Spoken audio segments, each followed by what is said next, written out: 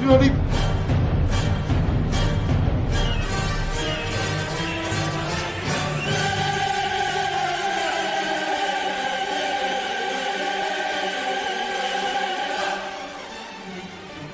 The Star. Yeah, y'all already know. Seven the pan. That dude Fizz on the beat. Yeah. We live in entertainment. Sound change. Crown the kings, homie. This is where it get ill. About to have the tip off live as the tip drill. From the court to the diamond, to the track, to the big skin, flying around the field, starting five forever, keeping it real. If it matters in the world of sports, jeans and long sleeves, they taking no shorts. Hot to death, oh yes, these other sports podcasts live as a pros course. Biz market wave, the starting five goes off. No matter who you cheer for, emotions out the window, they analyzing with clear thoughts. They take it way deeper than the boys ever. No longer got any use for the four letters. The latest news, score stats and the view from the sideline. Ain't no guideline, it's just the truth. Yeah, no need to dig for a pardon line. It's always in season if people starting five. We going in on three, run the baseline, start five. We got what you need.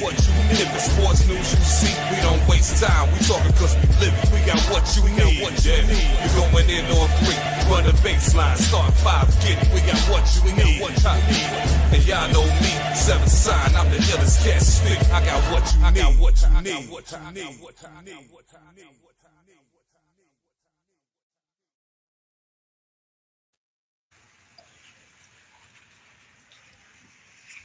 Fly, Eagles fly. Oh my god! On the road to victory. I thought we was gonna build up to that shit. Fly, Eagles fly. Score a touchdown. 1, 2, 3. Hit them low. Hell to the Redskins!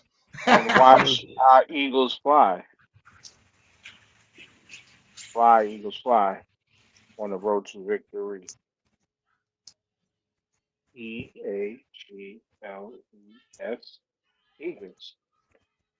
I had to come in a little humble today. That's it. Tyrone displaying his bullshit in the back. But wait your turn. The champ is here. with the newest episode of the Star Five. Y'all know who I am. No long talking from me. Yes, for today. Go ahead. Hit that box next to Tyrone's head that just happened to match them losing color. Get 20% off your order using the code STARTING5. Now y'all already know why we're here. We're gonna get to that. But I jumped the start of the show because we were wasting some ammo. Well, what's up, Tyrone? What's up? Yeah, okay. I don't think you was as humble as you like to portray that you was, but I'm still representing. I had a good season and I had a good Valentine's Day, and I'm not. This is not. Don't pause this, but happy Valentine's Day to you, brothers, because it's the man thing too. I don't like that the women always get the happy Valentine's Day and appreciate it for that day. So I'm saying it to y'all, and I don't need it to be paused or nothing like that. It's just. Men do shit on Valentine's Day too, bro. We deserve it too, because we part of relationships. You ain't lying. I gotta finish off my every year Valentine's Day. The women in my household get a seafood dinner because work has been working all fucking week plus. They're getting it today. So trust, I understand. So go ahead, TJ, because I'm gonna be depressed for the rest of this episode. All right. So fuck all that humble shit. The weather's shitty, but it's been a month since I can be outside and smoke a cigar. So I'm happy. I'm in my little comfort zone today. Basketball season has started. I don't know why we still on this NFL bullshit. You know what I'm saying? The trade deadline. We got the All-Star game, the dunk contest last night. Why are we still talking football, you gentlemen? You know what I'm saying? Basketball season is here. And, I'm looking forward to today's conversation, much as it pains me But it is what it is. I'm happy for one person on that Eagle squad because that man deserves it, and that's all I'm gonna say on it. You know what I'm Right. saying? You made I'm a gonna mistake pass. though. Nah. All-Star Weekend is not a pump up for the basketball season, bro. Like it's not. It's just don't bring it up. All right, Mister, get off my lawn. I'm That's just the gonna same. pass it to Mr. JG Oh, right now. I'm just here so I don't get fined.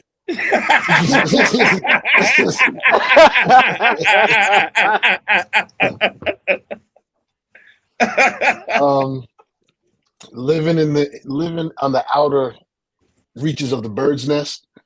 It's not so bad as where Tyrone is. Tyrone about to have the most insufferable year of his life. So, but no, with all due respect, that's how I know I've reached some sort of emotional growth and maturity. I was genuinely happy for the Eagles. You got to respect excellence. They beat them down. You can't say that. Beat him That's excellent. down. Yeah. That's excellent. You got to respect that. You got to wish them well. Where to help? Excuse me. What help me motivate me to actually root for the Eagles is when I found out that orange motherfucker in DC was rooting for the Chiefs. I mean, Mahomes' wife could alone be in And the MAGA. Mahomes' coulda did wife that was out too. there doing that MAGA shit. I was like, oh no. I can't be on the wrong side of history. No. Sorry, Pat. You'll get another couple chances, I'm sure, before you're done, bro. But this year is this not your year. We gonna get there because remember, only one person picked the Chiefs on this show. so, hey, Jamal, though, Maybe did it's one that birthday help you reach that level of maturity? Because I ain't there. You said root for the Eagles. I am not there, brother. Not to mention, I had money on the Eagles winning by 2 scores, and if I'm upset that I didn't Bet more. bet more. Yeah, so Happy but it's birthday, all though. good. Happy No, I birthday. appreciate you, man. Appreciate you. Word. It was a good birthday. The Eagles have given me a couple good birthdays. They lost on my birthday a couple years ago, right?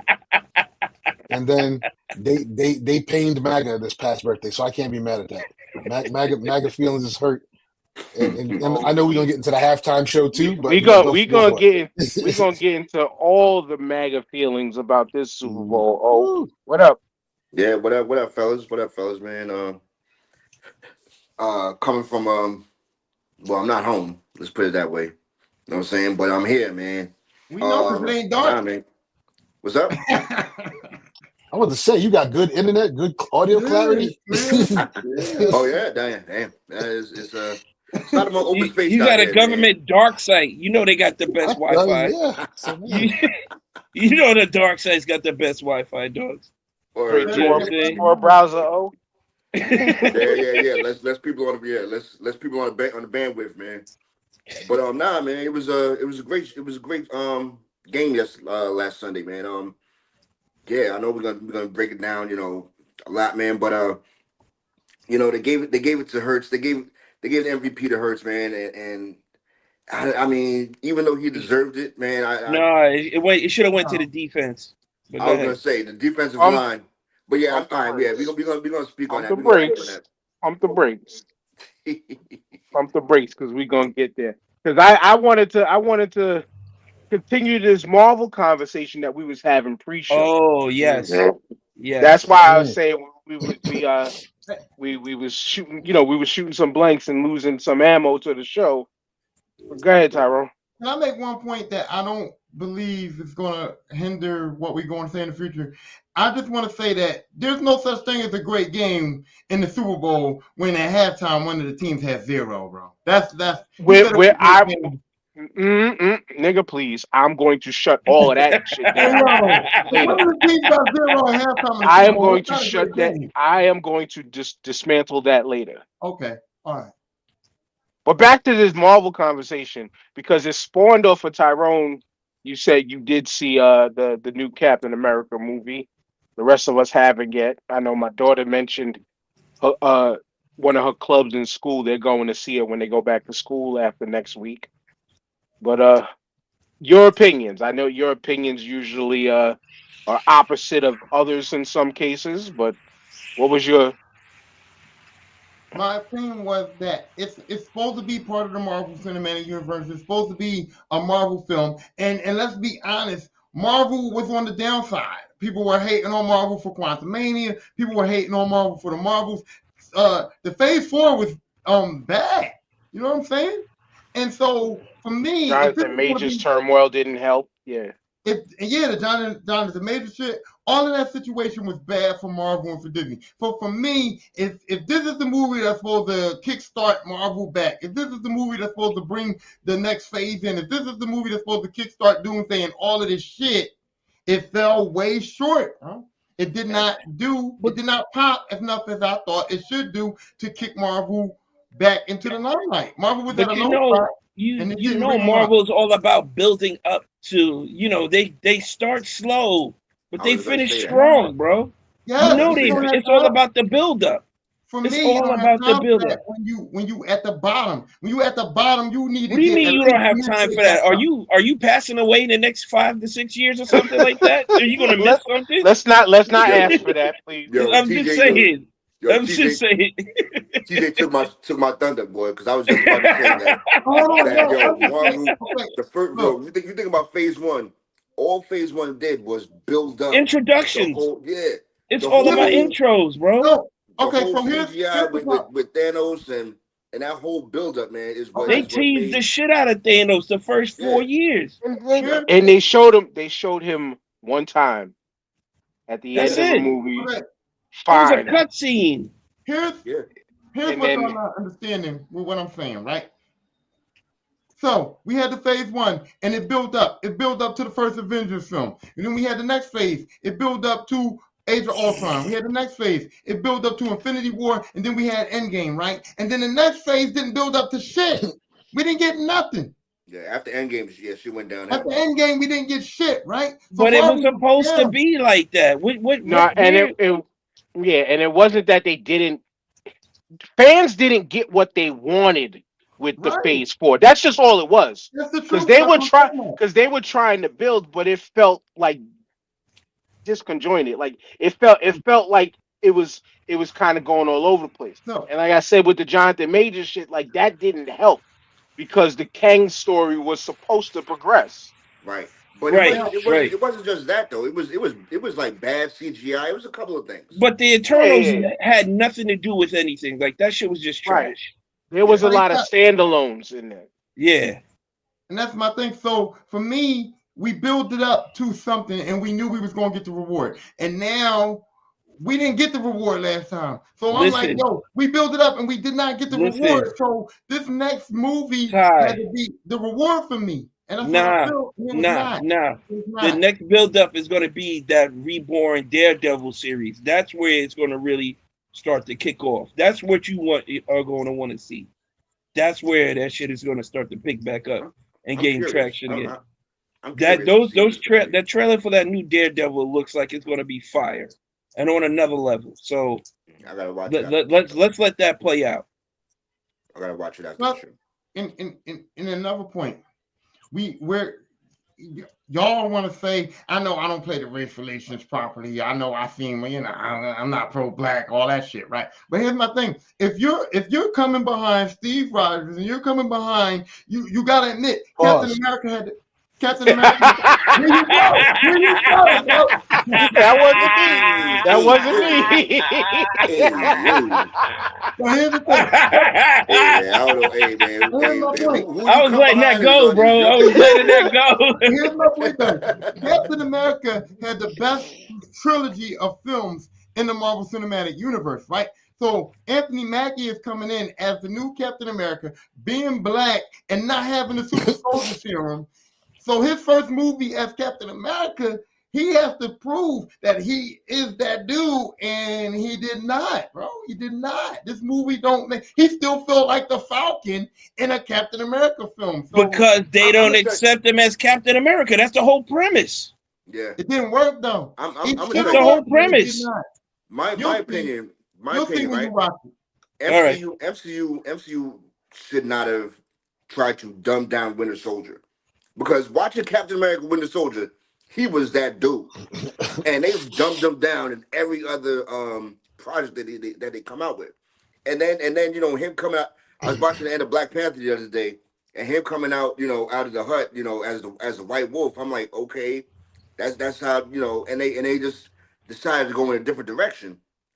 Like every other project he's been in, he's dumbed down, and I think that it's more of the direction of the whole universe is more to blame. When than was anything. Winter Soldier ever a major focus though within Marvel? Like Captain period. America: Winter Soldier? Just a movie, maybe. Right. Yeah, right. not in But, the but comics. what I'm saying is that he was as strong as a dude as Captain America.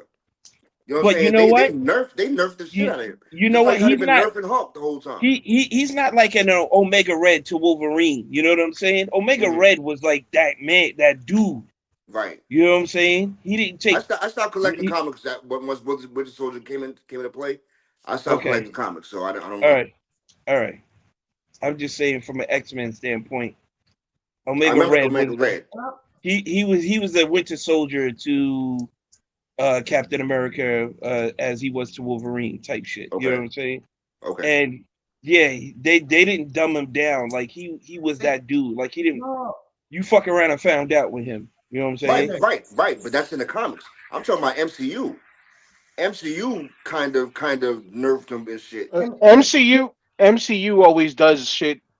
They use a little They're bit of not source canon, material, but it's right? right. It's not going to be, because remember, you got to remember the Hollywood background aspect of things. Certain actors gotta shine over others because contracts and Yeah. contracts, not contracts, but contracts and shit like that. Like they gotta make people look bigger than what they are. So plus, you know. in reality, if the plan was for Cap to give the shield to Falcon, Winter Soldier had to be dumbed down. They had to justify Falcon being chosen as a new Cap as opposed to Winter Soldier That's being true. chosen as a new Cap. So they That's a had good to point. nerf But him. They had to but But that dumb Winter was him down something Soldier, to leadership to that was Falcon. something that was done in the comics legitimately though. right? But Winter Soldier could never be Captain America. It's like that wasn't gonna work, bro. That wasn't gonna work. It Winter didn't work. Soldier literally became Captain America in the comics. He did. He He was did. Captain America for a while in the He comics. did. It He didn't was. work though. He had to give up that shield.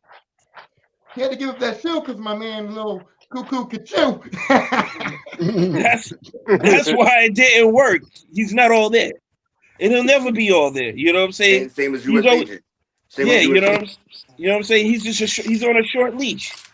The man's on a short leash, and you got to put a muzzle on the dog sometimes. You know what I'm saying? So, privileges get revoked, as with anything else. Privileges get revoked, and he wasn't going to be the one to hold that mantle and represent America when he Okay. was corrupted by Russia.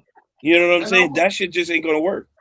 and Well, I want to that's say, it. It's perfect representation for today's politics. Oh, So Yeah. we're gonna save hey that. man. We're gonna Hey save man. that. I didn't want to go there, but We're gonna That save was the that. that was the perfect you segue. I took thought the that was top off of alley oop that right there. bottle You right did. there, bro. and I want to say one more thing.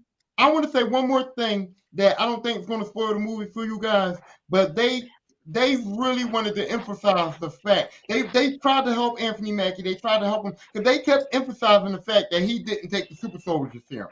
They kept bringing that up that he didn't have a serum in him. So they was basically So, saying he's Captain America without the serum. so you're saying if he don't have the serum, he'll never be Captain America? No, I'm saying that.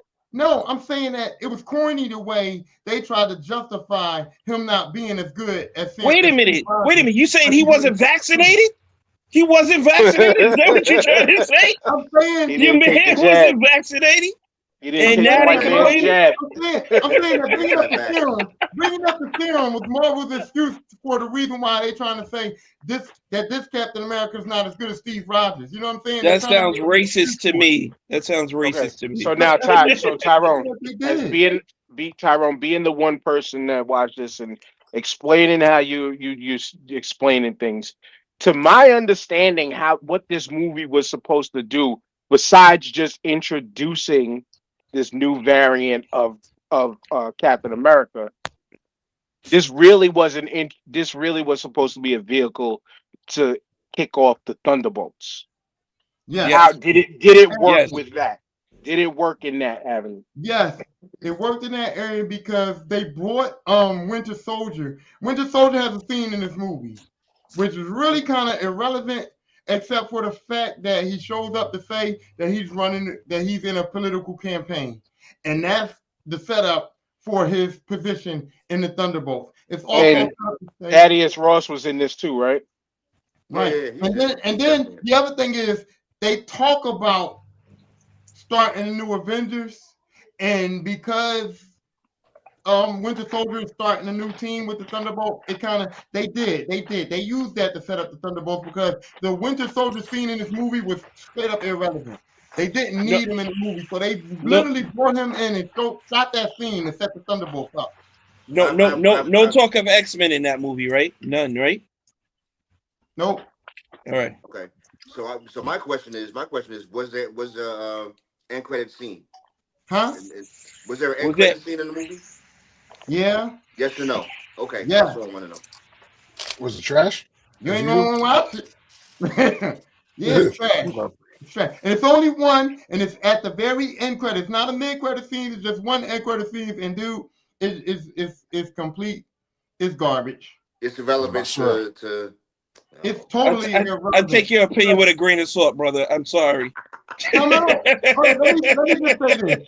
me just say this. The end credit scene was put in there to tell us something that we already know. That's Okay. Oh. Okay. Oh. Okay. I'm waiting for Venom to come out on Netflix in 2 weeks. That's what I'm saying. I heard they pulled all the stops to make that shit one of the worst Sony movies ever. Like that's just as bad as Craven. What? I heard Craven was worse than Venom. Wait. Come out. Y'all didn't see Venom: The Last Dance? No. Why would I pay money for that, bro? Okay. So here's the thing, right? It's not nowhere near the level of bad that Craven was, bro. That is terrifying. Come on, didn't you say you seen Craven? Nah. Seen Craven. I went to the premiere of Craven. If y'all put Venom: The Last Dance on the level of Craven, something's wrong. Y'all listen, I've always held a little bit of respect of the Venom series. They were trash, but they weren't trash as other Marvel movies. You know what I'm saying? Craven's in its own category. Venom 1 was in its own category. Venom 1 was Is Craven up there with Ben Affleck's Daredevil? Is that what you're saying, JG? Easily. I gotta be honest. I gotta play catch up. I gotta play catch up with all most of it. Dude, Madam Web and Craven. Madam Web was, oh my God. Yeah. Ah. Well, Jesus Christ. Now, TJ, keep that same energy. Keep that same energy when you watch the Craven. Oh my God. Madam Web was so ass, bro. I don't know how I sat through that shit, bro. Here's what I'll say about Venom: The Last Dance. It's a terrible film, but it's very much so entertaining. Like, yes, all the Venom movies were entertaining. They had some sort of comedy to them. It was more like a comedy Marvel. Yes. Jesus Christ, Madam Web, there was nothing funny about it, but the people who directed and starred in it. That was the joke. That's all I'm asking for. That was the joke. My whole thing is, since we're on the subject with Sony, my whole thing is why you have this whole lore. Why did you think it was a great idea to come out with all these Spider-Man villain movies and not have Spider-Man in it? Like they said they don't give a fuck. Oh no.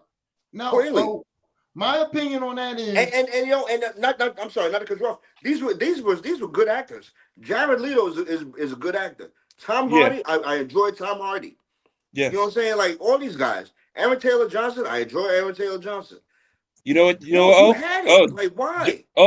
That check clears every time. My That Plus, we check are clears we'll every time. in the hold on. Aren't we talking about build? Are we talking about build? So if you're trying to introduce Sinister Six characters, you don't need to have an influence of Spider-Man.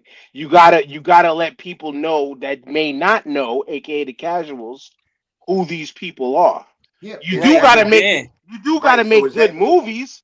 You Dan, gotta but make there good was no movies. build in none of these movies. There was no right? Right, build in these right. movies. I believe Right, it. I believe it. right. These If movies Sony, were straight tossed in the fire.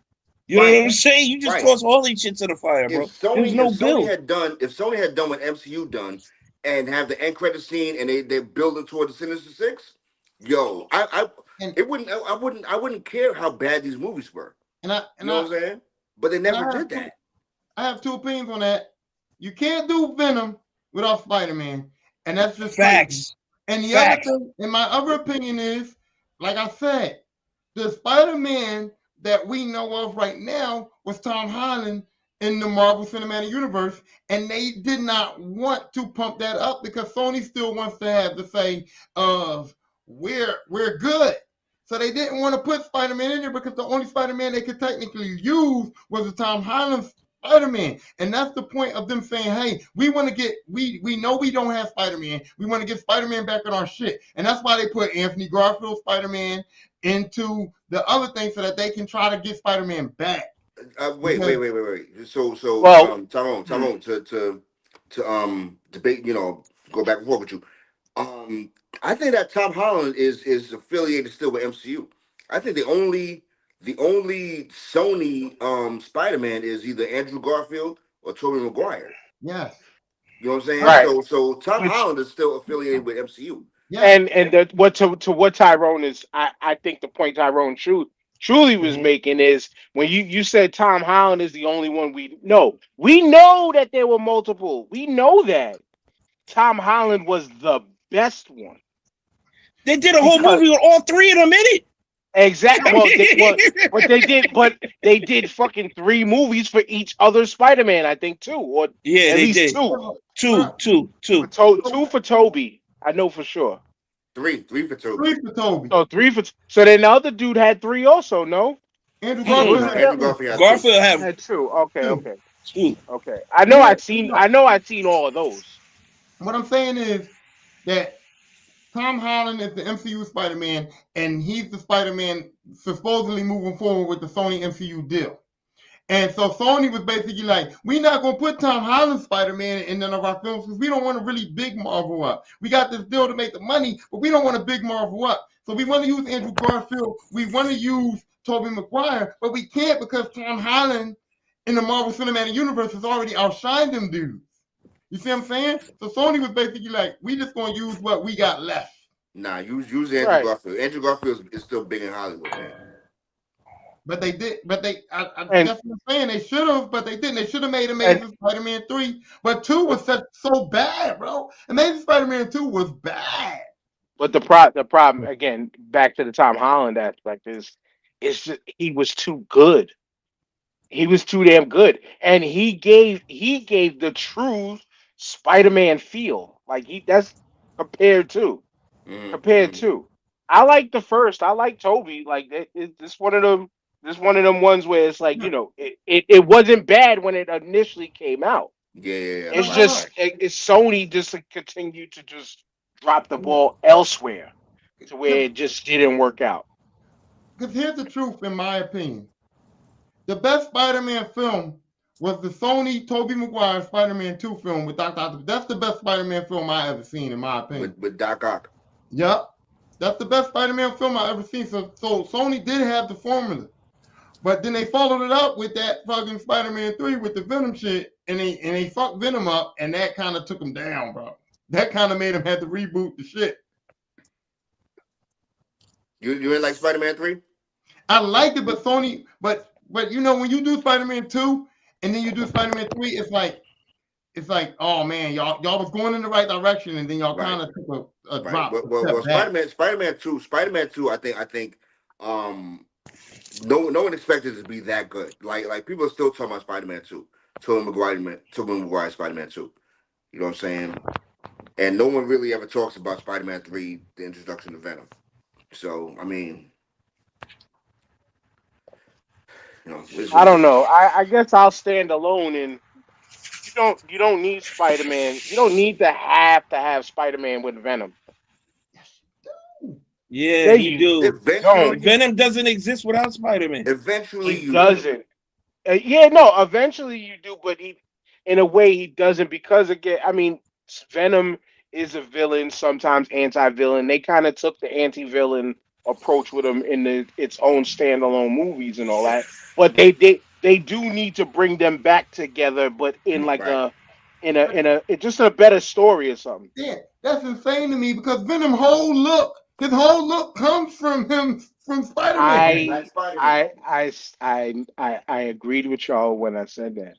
But you can. Venom is that popular enough of a character is the point I'm trying to make. That you can do these So, standalones that they did. so But the why problem is did they to capitalize off of you made all of these Venom movies to capitalize off of that is you should have then finally brought the two together, have them have a couple rumbles here and there, and then introduce the Carnage, Yes, then yes, introduce the yes, Anti and that, Venoms, then yes, introduce the everybody else yes, within the Spider-Man lore. so yes. here's my question to you guys. What do y'all think happened? Because at the end of Venom, there must be Carnage. They did introduce the Tom Holland Spider-Man. They did set up for Venom to be a part of the MCU. Why did Marvel and Sony backtrack on that? It Because That's was still Sony, my Sony. problem. It was because Sony. Sony. Go ahead, yeah. I'm just No, saying. that's not. I was just gonna say it's as simple as because Sony and Sony. It's that Sony. To my remembrance of all of this, they just historically just said, "Fuck all your source material. We want to Yes, do our own thing over here," yes. and that's where they fall short. All right or wrong, Jamal, this is where they always fell short with these. They've always They can said, cheat. "Fuck, Yeah. we know source material because yeah, okay, we got the character, cool, but now we want to tell our version of the shit." It's like they have a reputation now. They don't give a shit. Sony, they don't care because I guess they make the money back, but they're happy making movies that they know aren't going to be as big of blockbusters as normal Marvel movies, just eating off being in the Spider-Man universe without Spider-Man. And all those characters, those Sony movies they're making need Spider-Man to exist. So I mean, they're happy with the level of stuff they get, whatever. I mean, the first Venom I was okay with. I don't even remember if I even saw the second one. The first one was enough for me not to want to watch the second one. I was okay with what I saw. But Craven, yeah, Craven, and what's the other one, dude? Where Jared Leto played Count Chocula. Oh, that funny Morbius. one. Morbius. Yeah. Count Chocula. You know what I hate? You know what I hate though? They made Morbius, right? And now I agree. The first Venom, it wasn't great, but it was pleasable enough to say, hey, we can build off of this. Mhm. But Morbius literally let them know we don't know what the fuck is going on. We don't know what the fuck we doing. And they still made Madam Web. They still made Craven. And it goes back to what Jamal said. Sony don't give a fuck, bro. They give zero fuck. Because after I Morbius, didn't they even should have know. known that they can't do this shit. They should have known we don't have the writers, we don't have the people, we don't have the ability to do this shit. And they just kept doing it. Like, fuck it. And that's bad, bro. That's real bad. Real bad. I didn't even know that Madam Web was Sony. Yeah, yeah. I Don't think watch it. because I think Don't watch it. everything under the Spider-Man lore and universe Has to be Sony Sony. is Sony's. They have all the Sony. rights.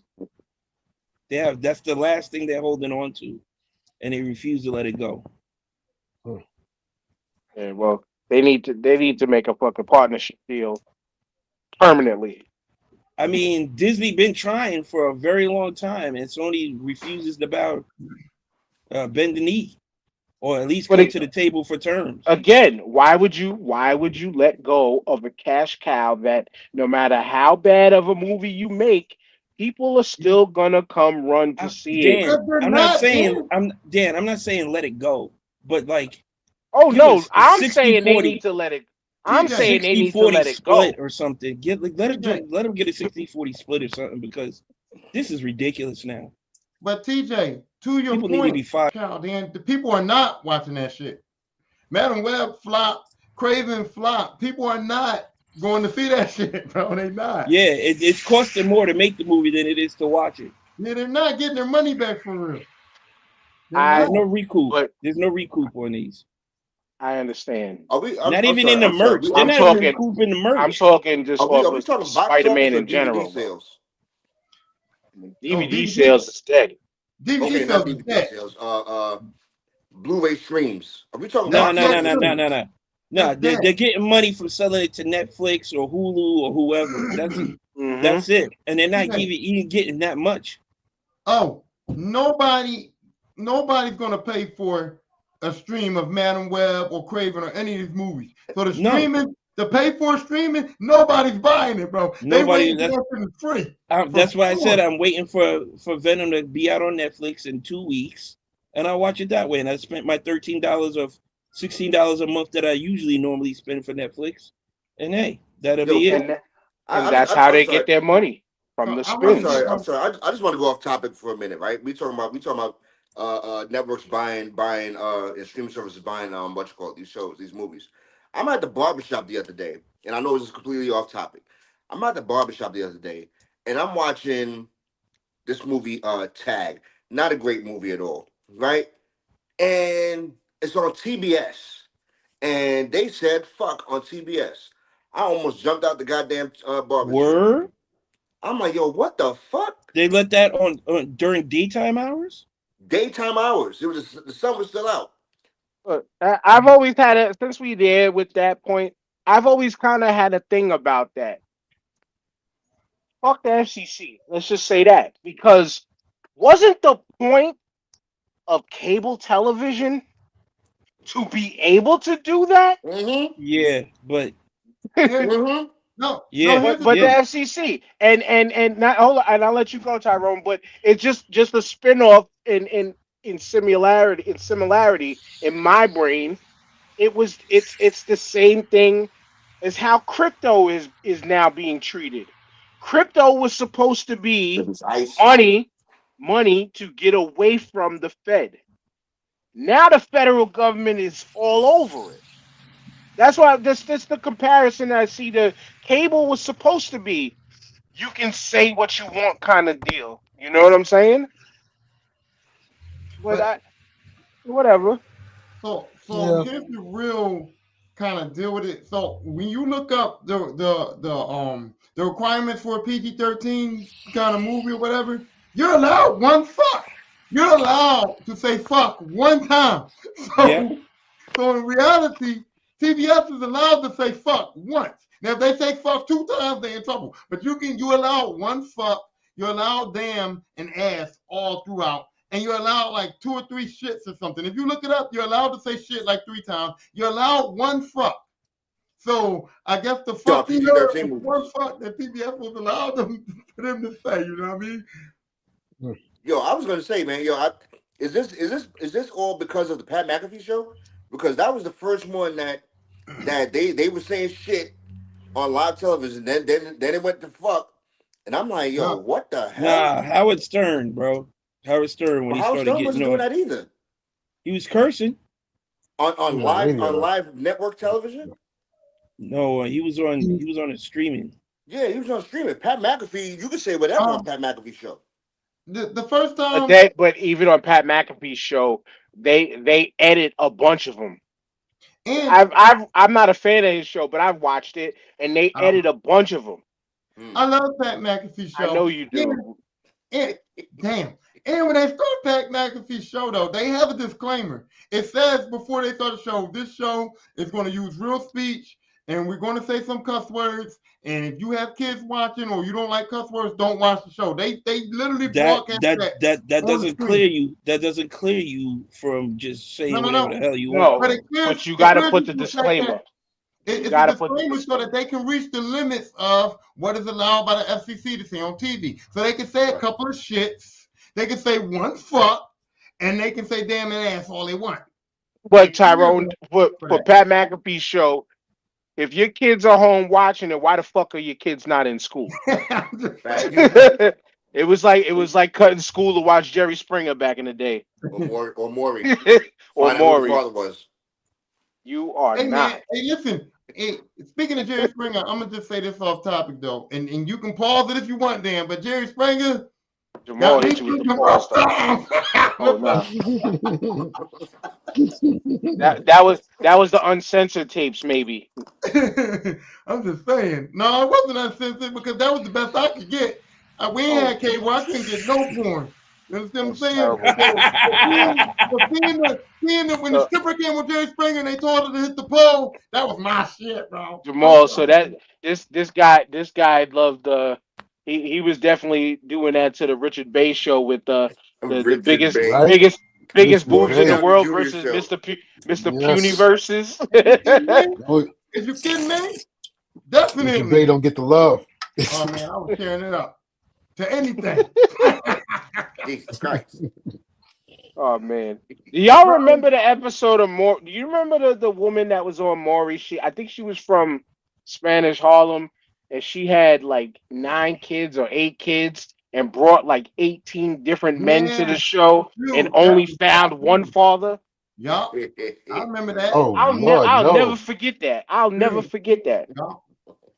But Oh, Yeah, to her get back father on the failed topic her. that we were saying before we went live, I had a question. I was saying that in the comics they do have the regular Peter Parker. He gets older, he gets grown, he has a baby, he goes back and mentors Miles Morales to try to show him how to be Spider-Man. They have all that in the comics, right? So my thing is, can Marvel do that with Tom Holland? Is Tom Holland going to want to be typecast that long to where he will become grown Peter Parker? And is that like, do you guys think that Marvel, the cinematic universe, will last long enough for them to incorporate Tom Holland as grown Peter Parker, or do they have to reboot Spider-Man again? I think Tom Holland is so babyface that it's going to be another 5 to 8 years that we're talking about, man. You know, I would love to see Miles Morales in MCU, but I don't know. I don't know how they're going to do it. they could do it. They could do it, but like everything else, my Spider-Man ain't black. That's not my Spider-Man. You're gonna have to fight all of that nonsense. No, we're not. Because Peter Parker, that's what I'm saying. If they introduce Miles Morales, we won't have to fight the whole my Spider-Man ain't black. If they introduce Miles Morales and they have Tom Holland there as the old Peter Parker that's mentoring him into the new Spider-Man, then the white people will be satisfied because Peter Parker will still be there and he's still white. And the black people and the people of color will still be satisfied because Miles Morales is there and he's still Spider-Man. If that was the approach, absolutely.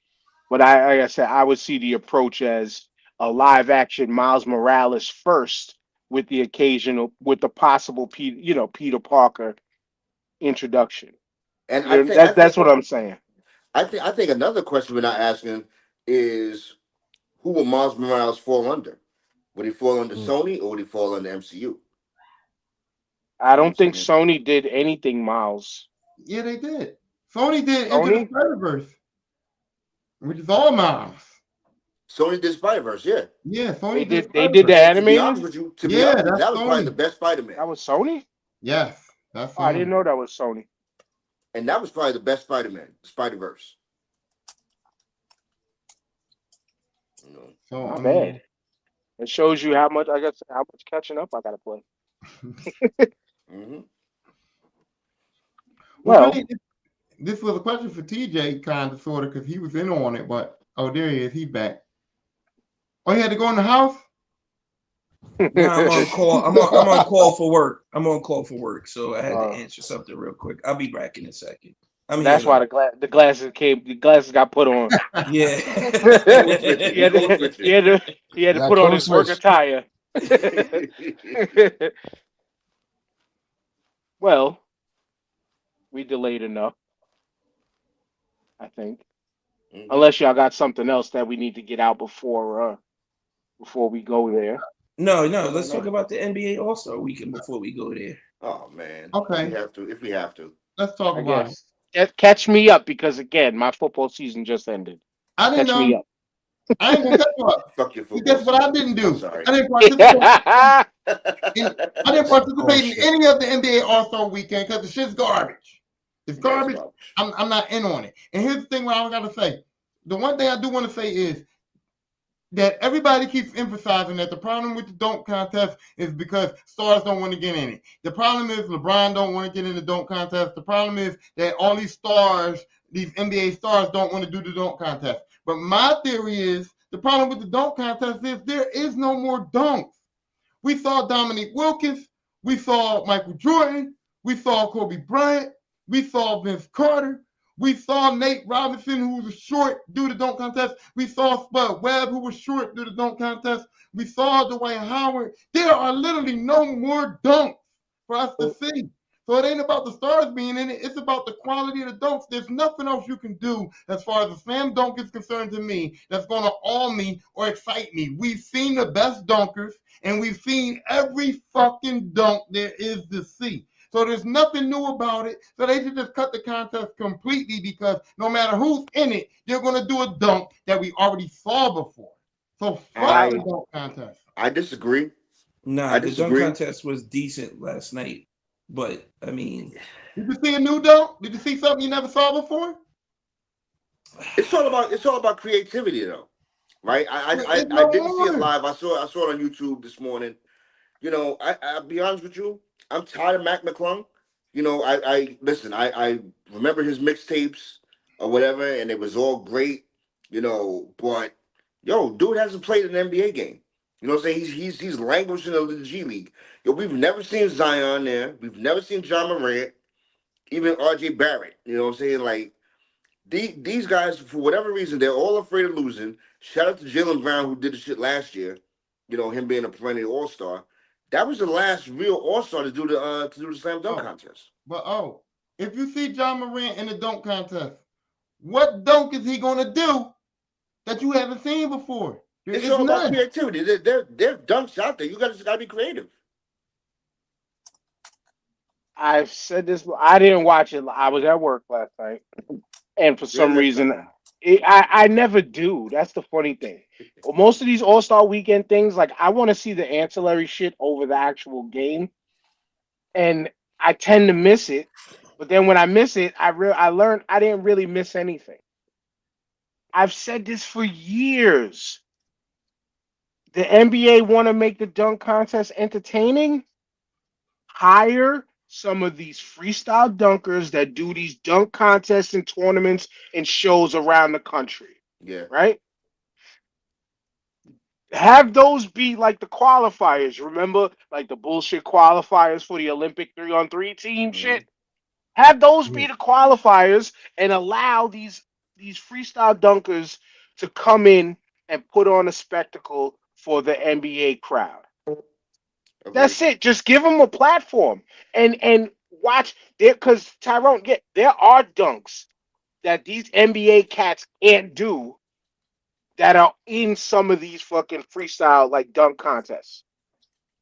It's just the fact that people want to see the big names because back in the day, the big names used to do it. And because it's about the competitive nature of just sport in general. People back in the day, they got into the shit because they want to win it. They want that title. They wanted to win. These guys now don't have the same enthusiasm for it. They don't have the same incentive nor feel for it. And yeah, what is an NBA dunker going to do? They're not going to be able to do better than people whose sole focus is just dunking. Yeah, it's just dunking. You know what I'm saying? Like, that's it. They can't. No, you ain't going to be able to offer them an NBA contract because they suck at dribbling. They'll have they're one-handed.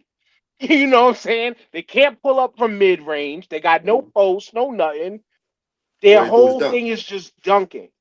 Mm-hmm. So I have one thing I have to say, right? So remember, dunk contest was horrible all before Zach LaVine and Aaron Gordon got there on the same dunk contest and flipped the fucking slam dunk world on his head. Right? We're still talking about that dunk contest. So there are dunks out there. You know what I'm saying? If people want to do it, you know. So Yeah. damn, I forgot my other fucking point I was trying to make. But yeah, there are dunks out there for people to do. But No. what I'm saying, okay, so you gotta say, so there was like 5 years worth of bad dunk contests before Levine did that. You know what I mean? So now what we gotta do, we gotta wait 4 or 5 years to get another dunk contest like that. You see what I'm saying? It's bad. Right. And Okay. So right. So I get what you're saying. Right. You're right. And also this is my second point I wanted to make. 3-point shootout is still relevant because these are all stars that are still lining up to go to the 3-point shootout. Dame Lillard and Jalen Brunson did the shit last night. You know, these are still marquee names. I think that if you still have marquee names doing the slam dunk contest, it will be relevant. And that's exactly where the NBA falls on it. It's just because the marquee names ain't doing it. Yeah, You know what I'm absolutely. saying? And it's like Jamal. It's like most of the marquee names that people want to see in it also at one time probably had lower leg injuries. So why do they want to put themselves at risk? Hmm. I think that's the problem with a lot of people. The problem a lot of people have with the NBA now. It's they're risk averse. It's the load management. It's not participating in the fun stuff. It's not giving the effort in the All Star game. You know what I mean? Um, you can go to the park and see pickup games with a lot more intensity than you'll see. Yeah. You know what I mean? In the All Star game. So I mean, I don't. I mean, I get it. I think they're preserving their brand and preserving themselves, but it may be hurting the product. There's no defense being played as it is. Even when you try to play defense, they're gonna blow a whistle on you. So there's a lot of things. I mean, there's a lot of things collectively the NBA has done to hurt the game. And I know the pursuit of scoring, which generally they felt would make the game bigger and more global and whatever. Well, they did that, and now the viewership is dropping. So maybe those of us who get dunked on a lot for saying we like '90s basketball better may have a point. Yeah. Listen, They may have I a point. said I was thinking the other day, there should be a bounty. There should be like, okay, whoever wins, whether it's East or West, gets 10 million, right? But now you don't want to. Owners will never agree to that because, okay, we don't want our marquee players to go too hard in the All Star game and risk injury. So it's still, it's still a balance, man. Like because money definitely NBA Cup proves that the money, saying definitely fucking motivates these guys. Mhm. Right. But even when we talk in '90s basketball, right? The All Star games still weren't some like defensive masterpieces. They Mm-mm. kind of kept the same aura where they played more defense through the whole second half of the game, not just the fourth quarter like they do now. Like nowadays, it's just they'll turn it up in the fourth quarter. So maybe the bounty that you're talking, because they already do have something, but maybe the bounty just needs to be just increased a little bit or some type of incentivification a little more. Right. Like remember, Major League Baseball tried it once for a couple years, I think. The winner of the NL and AL got home field advantage in the World Series. Hmm. here here's I, here's I I why. never agree with that, but yeah, But I here, mean, so here's my take on it, right? When we watched the All Star games back in the '90s, right? Yeah, there was a lack of defense because these players did want to put on a spectacle. These players did. If somebody had a fast break, you did fall back on them and let them. There was no chase down blocks and shit like that, But right? Because you did want them to do the fast break shit. But these players still had pride in the fact that they still wanted to win. So when the fourth quarter came, it was like there ain't gonna be no more. There ain't gonna be no more free throw. listen, There ain't gonna be no more listen. shit. We're gonna try to win this game in the fourth quarter. So they kept it close, and they let some of the dunks go by. They let some of the alley-oops go in because it's supposed to be a spectacle. But when that fourth quarter came, Michael Jordan was like, "Yo, it's the fourth quarter. We gonna win this." Kobe was like, "Yo, it's the fourth quarter. I'm gonna win this." They still had pride. They still wanted to win that game, and now nobody gives a fuck, bro. It's bullshit because nobody blew out their ACL, MCL, PCL playing an all-star game, playing basketball. Football's a different story, right? You had a couple of players get hurt during the Pro Bowl events and stuff like that. Ain't nobody got no serious injury hooping during the all-star game, and they were balling. All right? Nobody was going out there to flagrant foul somebody during an all-star game. Unless you were Sean Taylor. No way. Kobe Bean Bryant. Dwayne Wade broke Kobe Bean Bryant's nose. Kobe didn't have a problem with it though. He didn't, but Dwayne Wade broke his nose in the All-Star game. But yeah, I mean, can happen. Shit can happen. But I mean, was it enough to keep him out of the rest of the season? No, it didn't affect anything. And with the way load management is these days, this is bullshit. Come on, man. These guys are barely playing as it is. But these guys are barely playing as it is. So why not show out? This is for the fans, right? This is the people that voted you to go to the All-Star game to see you ball out, see you cross somebody, see you dunk on somebody, put one in somebody's eye. You know what I'm saying? Like, come on, man. This is where's the end at? It's supposed to be the best against the best. No. But here's the other bullshit. Here's the other thing to combat what TJ said, though, right?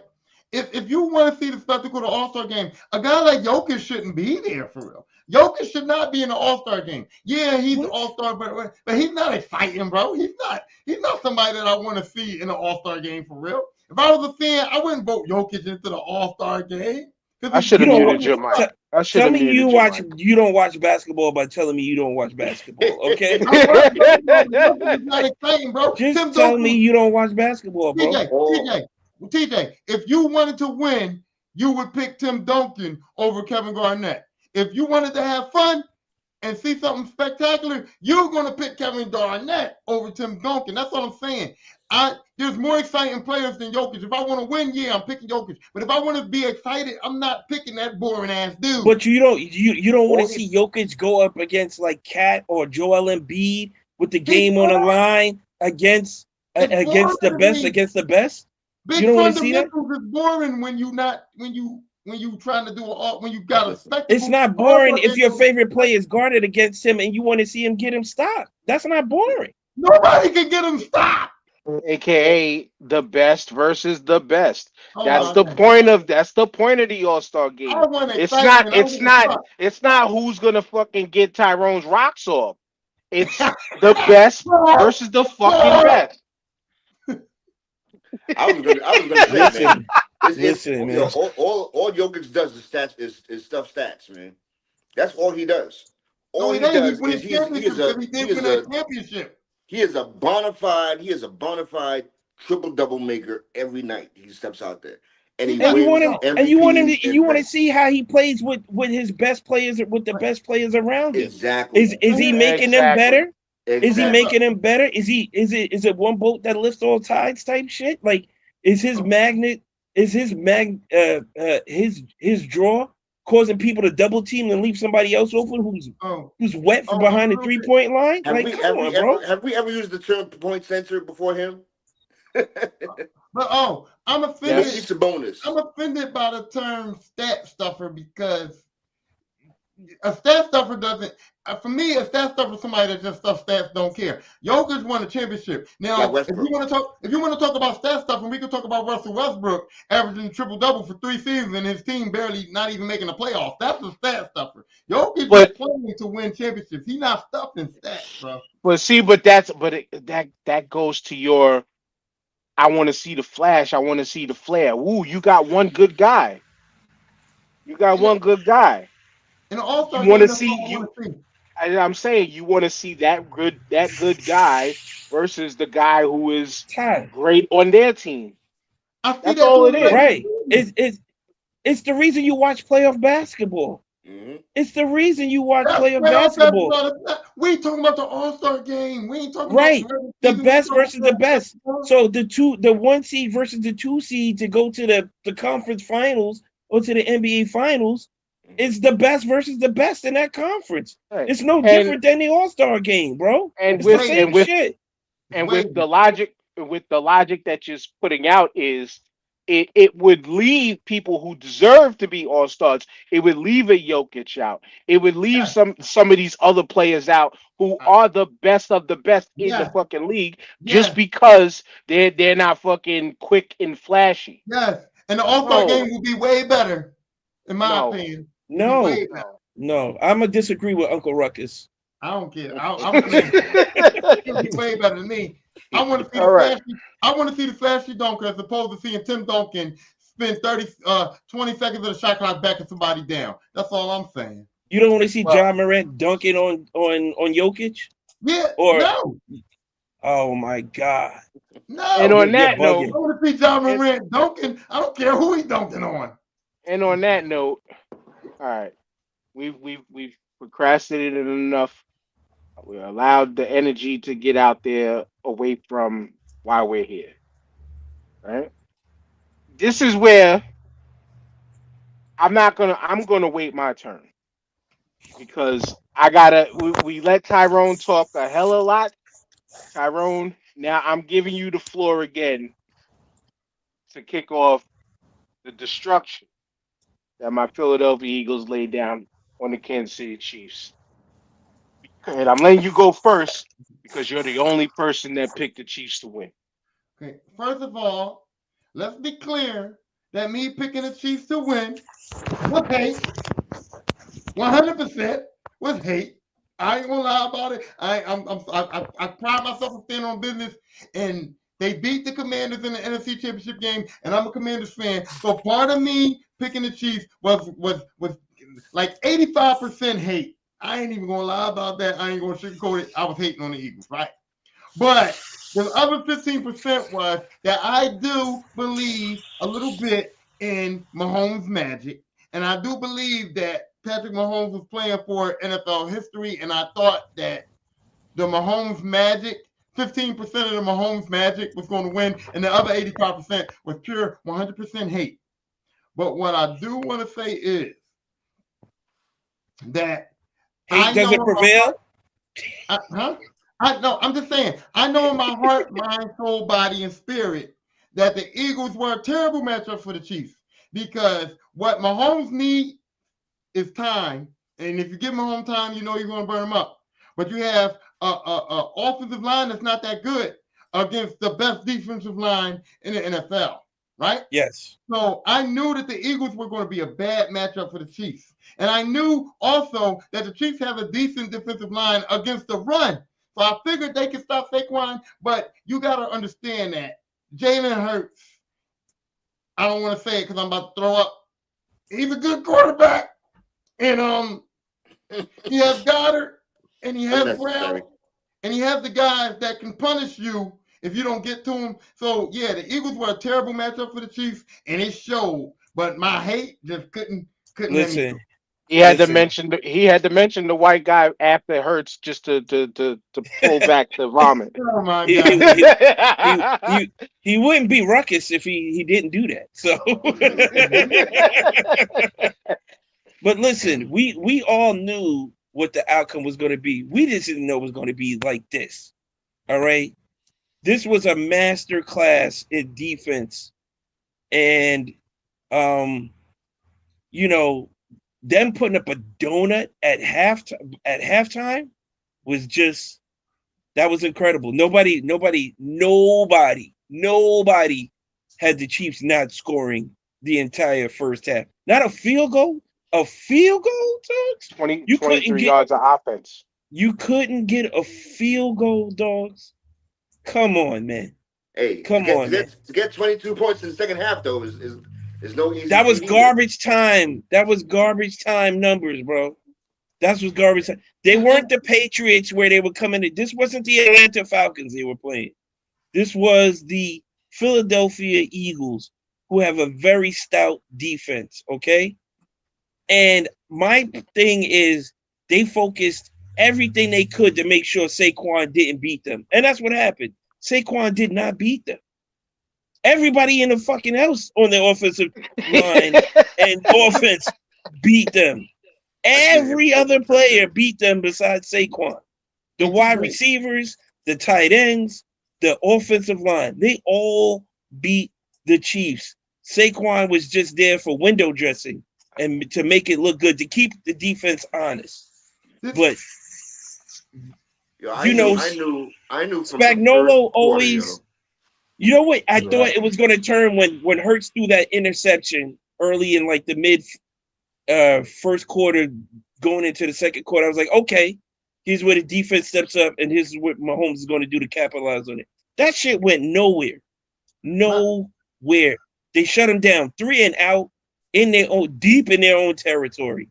That's where I knew the game was over at, because Mahomes usually can capitalize off that, and he didn't. And they couldn't get a 3rd and 3. A 3rd and 3? That's a layup for the Chiefs. They couldn't get it. He threw a shitty pass to Kelsey down at his feet where he had no chance of getting it. And that was the game right there. I was like, oh, it's over. Yeah. It's over. Mahomes was rattled at that point.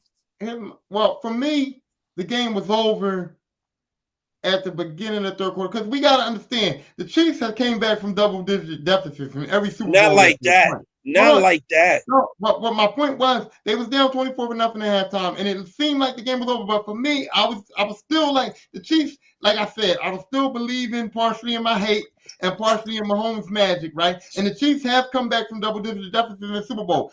So when they Chiefs came out and they got the ball first in that third quarter, when that was the 3 and out, when that first time. No. No, because Andy Reid is good at adjusting. Hold on, Andy Reid is good at making adjustments. The Chiefs are good at coming back.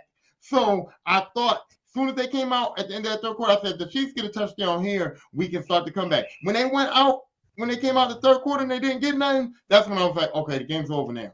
No, the game was over when Jalen Hurts threw that 54-yard touchdown pass right after they got the ball back. And I was like, oh, shit.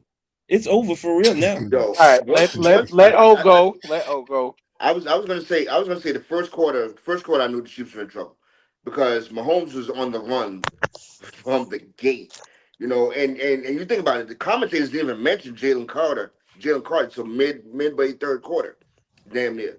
Like it was just a whole total dismantling of that offensive line before that. You know, and he was in trouble the whole game. You know, so it's we saw the same thing happen when they played the Bucks. It was a couple of years ago, and I was gonna say the same shit. Yeah, and it was pretty much it's repeat. Yeah. Mm-hmm.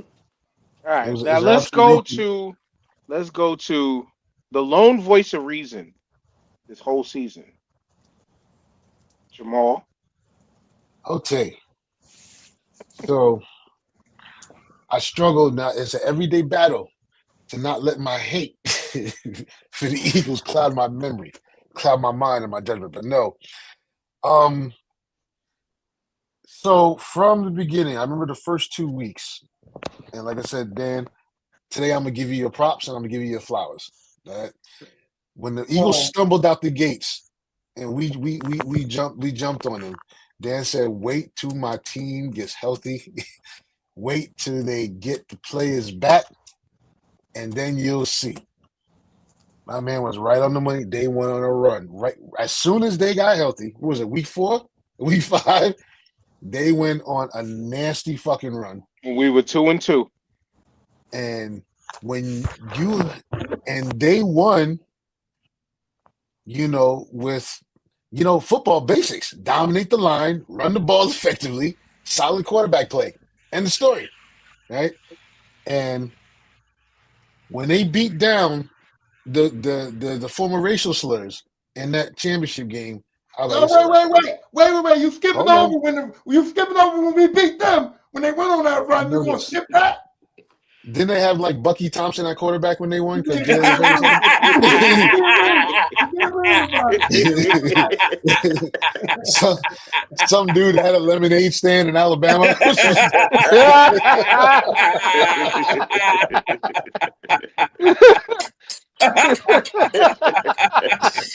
Jalen Hurts did start that game, Oh though. man. Let's be clear. Jalen Hurts Let me did tell you start something. that Nah, game. the Eagles. I picked them, but after the watching the game, I picked them to win by two scores because the only way you beat Pat Mahomes is the line play, and to copy what Amakwa said, what the Bucks did to them, the same thing. They beat up on the line. He's running for his life, and that dirty diaper was swinging as he's running all over the place. Nah, Was that the number Eagles 30 was just diaper? Oh man, you know what? I'll take that back. maybe it was just pure dominance and pure excellence. The best offensive line, the best defensive line, the best running back in the NFL who actually had protection. Now you're gonna put the best running back behind the best line of football. Beautiful things, and like we just saw happen. This was a ridiculously dominant season for the Eagles. There was not a team in the league that was even close to the Eagles' physicality. Yeah. Straight up Nope. since week 7. Not even close. And Jalen Hurts, I've always been a Jalen Hurts fan. I thought he got railroaded in Alabama when the other With plantation manager sat him down for Tua. And Tua was a good quarterback. But I thought Jalen Hurts got railroaded there, and then he went and balled out again in Oklahoma. I was afraid when the Eagles drafted him because even then I already said this dude's going to be better than Carson Wentz if he's not better than Carson Wentz already. But the Eagles did their thing. Carson Nick Wentz Sirianni's kept his job. It doesn't matter that Kellen Moore is gone. It doesn't matter. I'm sorry. And if anybody thinks there's going to be a let up off the gas because he's down there, it's not. You see the plays they got? The Eagles done prove they can beat you in 5 different ways. 5 different ways. They could just kill your quarterback and just stuff your offense, or they're just going to run all over you, or Jalen Hurts is going to pick you apart, or he's going to run on you. So how do you stop that? Like I said, also shout out to Dan. You said it right off the bat last week when you and I were having a debate that Andy Reid has not seen this Vic Fangio. And there was nothing. Right. Yeah. Andy Reid had a hoagie by the third quarter, bro. Andy Reid was like, Come on. You know what bothered me? That they didn't Yeah. spy Jalen Hurts the whole time. I'm like, how do you not spy this dude? He was didn't matter, gashing bro. him for 40 yards. But Because Steve Spags got his marching orders. Don't let Saquon beat you, and he didn't. The problem is they don't have enough. There's not enough athletes and stars on that defense to plug all them damn holes they were gonna. Yeah. You spy Yeah. Jalen Hurts. Saquon gonna go for 250 on you. That that's offense why- is loaded, man. That offense is loaded. You have Goddard, Yeah, you have Brown and Smith. You got Saquon. Like, nah, man. It's and that's there's what no way. Shout out. Listen, man. My ultimate, tip my hat. There's not a sports team outside the Red Sox I hate more than the Eagles. They got my ultimate respect. Facts. what They got my ultimate respect. They've always been down for the culture, at least in my adult life, my key to adult life. They've always put black quarterbacks in the spotlight and put them in positions to win.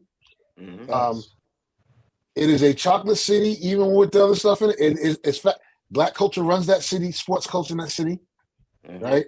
And their front office did their thing. You have to, if you don't respect and salute excellence, yeah, you just a hater. That's just what it is. And I have to tip my hat to them. And good, I'm glad they won. Like I said, Trump went home Glad? crying, right? And the Giants need to be embarrassed into becoming an NFL team again. Come on, Listen. Yeah. come on. Just Yes. go get you an Eagles hat, man. You glad they won? That's ridiculous. But anyway, My fam, there's no way the Giants retarded front office is going to do shit without this happening to them. It's just facts. That Giant way is dead. It's bullshit. Time to go. No. Y'all better invent a new way. You know, Jamal, I'm proud of you, brother, and I wish that I could get to your level of maturity and be the man that you are today. Because my hate will not ever allow me to say I'm glad that the Eagles won. I can't do it. So I applaud you. You've been applauding Dan the whole time, but I'm going to applaud you for your level of maturity. And I don't know if that 49th birthday took you there or what, but you hats off to you, my brother. Because me, I will be a ain't little transparent with you, man. I'll be a little I ain't transparent to there. you. My I am very, very upset that my squad has never drafted a black quarterback in the first round. And they're Ever. on the clock right now. They're on the y'all know I clock. don't care about that. I know, but they're on the clock. Like, if Cam Ward or Shador is available and we don't pick one of them, they That's may gonna lose my look- fandom. Straight That's up. gonna They look gonna lose sus, bro. That's gonna It look looks sus. I can't For real. support that anymore. Now Nah. I'm gonna be in the market for a new team. Eagles. Straight I up. see it. Nah, man, I can't do that. I can't do Nah, don't put that on him. Don't put Nah, that on him. Baltimore or Coach Mike over across the state may be in the running. But yeah. Or the racial slurs. You never know. The racial slurs. It's been enough seasons that you can let that go, man. Seriously. You know, we'll see. But go ahead. I'm getting off my soapbox, y'all. Go for it. It's just that 20. it's just that, you know, the better team won, but you know, you didn't think, like I said, nobody saw this bludgeoning that was about to happen. You thought it was going to be a competitive game. Maybe the team with the last ball wins type shit. It was none of that. I was at my friend's house. She's a diehard Chiefs fan. And she was just sitting there, and every time something happened, she was like, "Oh no, oh my God, what are they doing?" This is all I could hear the whole time. I was sitting there, and I didn't want to break her heart, but like, yeah, I saw this coming. I was trying to be supportive as I could, but I was just like, you don't understand football, so you're not prepared for this. And a lot of casual fans, all those Taylor Swift fans who are casuals, they were flabbergasted. They couldn't process what they were seeing. They could not process what they were seeing. So, I mean, they was just like, why aren't they fighting back? It's like you watch your best friend get punched in the face, and he's like, he's just standing there. And you're like, put up your hands, bro. Block something. Just block a punch. Throw the damn towel, man. You is frauding a little bit because you did not see 0 points, 23 yards total offense. I said that. Nobody saw the beating that they were getting. But then you said, I seen this coming. You said you seen this coming. I seen it coming after they was up 23-0 at the half. I was like, oh shit, it's over. It's over. Okay. I'm not gonna be the elephant in the room and be like, hey, you know, this is kind of obvious what's about to happen right now. You know what I'm saying? I'm still trying to save my coins for the after effects. You know what I'm saying? It was just bad. It was bad. It was bad on all levels. It was bad on all levels. Defensively, it's bad. Offensively, it was worse. Kelsey was a non-factor. Put that man into retirement. You know what I'm saying? It was just total, like Jamal said, it was total domination, and they didn't have an answer. And you can see the Chiefs on the sideline. The defense was just flabbergasted. They were getting close. They couldn't get to Hurts. They would shut down the pass, and then Hurts would take off for a 25-yard run. It was like they had him, but they didn't have him. You know what I'm saying? Or Hurts would find somebody wide open, or somebody was getting smoked for another 40-yard pass. It was just terrible. But you know what they did do? They didn't let Saquon beat them. They were all over that shit. They were all over that shit. They were like, they refused to let Saquon. Yeah, they was not letting it happen. So it was like Belichick said a long time, we're gonna let your worst person beat us. But Philly don't have a worst person on offense. Their worst person is better than the rest of the league. Yeah. Saquon did catch a long ball that helped beat them too. So he did. But he couldn't get nothing. Yeah. He couldn't. He really didn't break anything. I think his longest run was like 13, 14 yards for the entire game. but they weren't letting him beat him, and that's all they focused on. And they put too much trust in their corners and too much trust in their linebackers, and it didn't work. They just didn't have the personnel to match up, and they got exposed. They got exposed You know very what else badly. is crazy, TJ, is that if you think about it, in the way Saquon did beat him, because their whole game plan was focused on Saquon. He Yes, did his job as that decoy. Well, I you said, know, okay, he did the job as a decoy. Yeah, hey, yeah. but you know what else is crazy, right?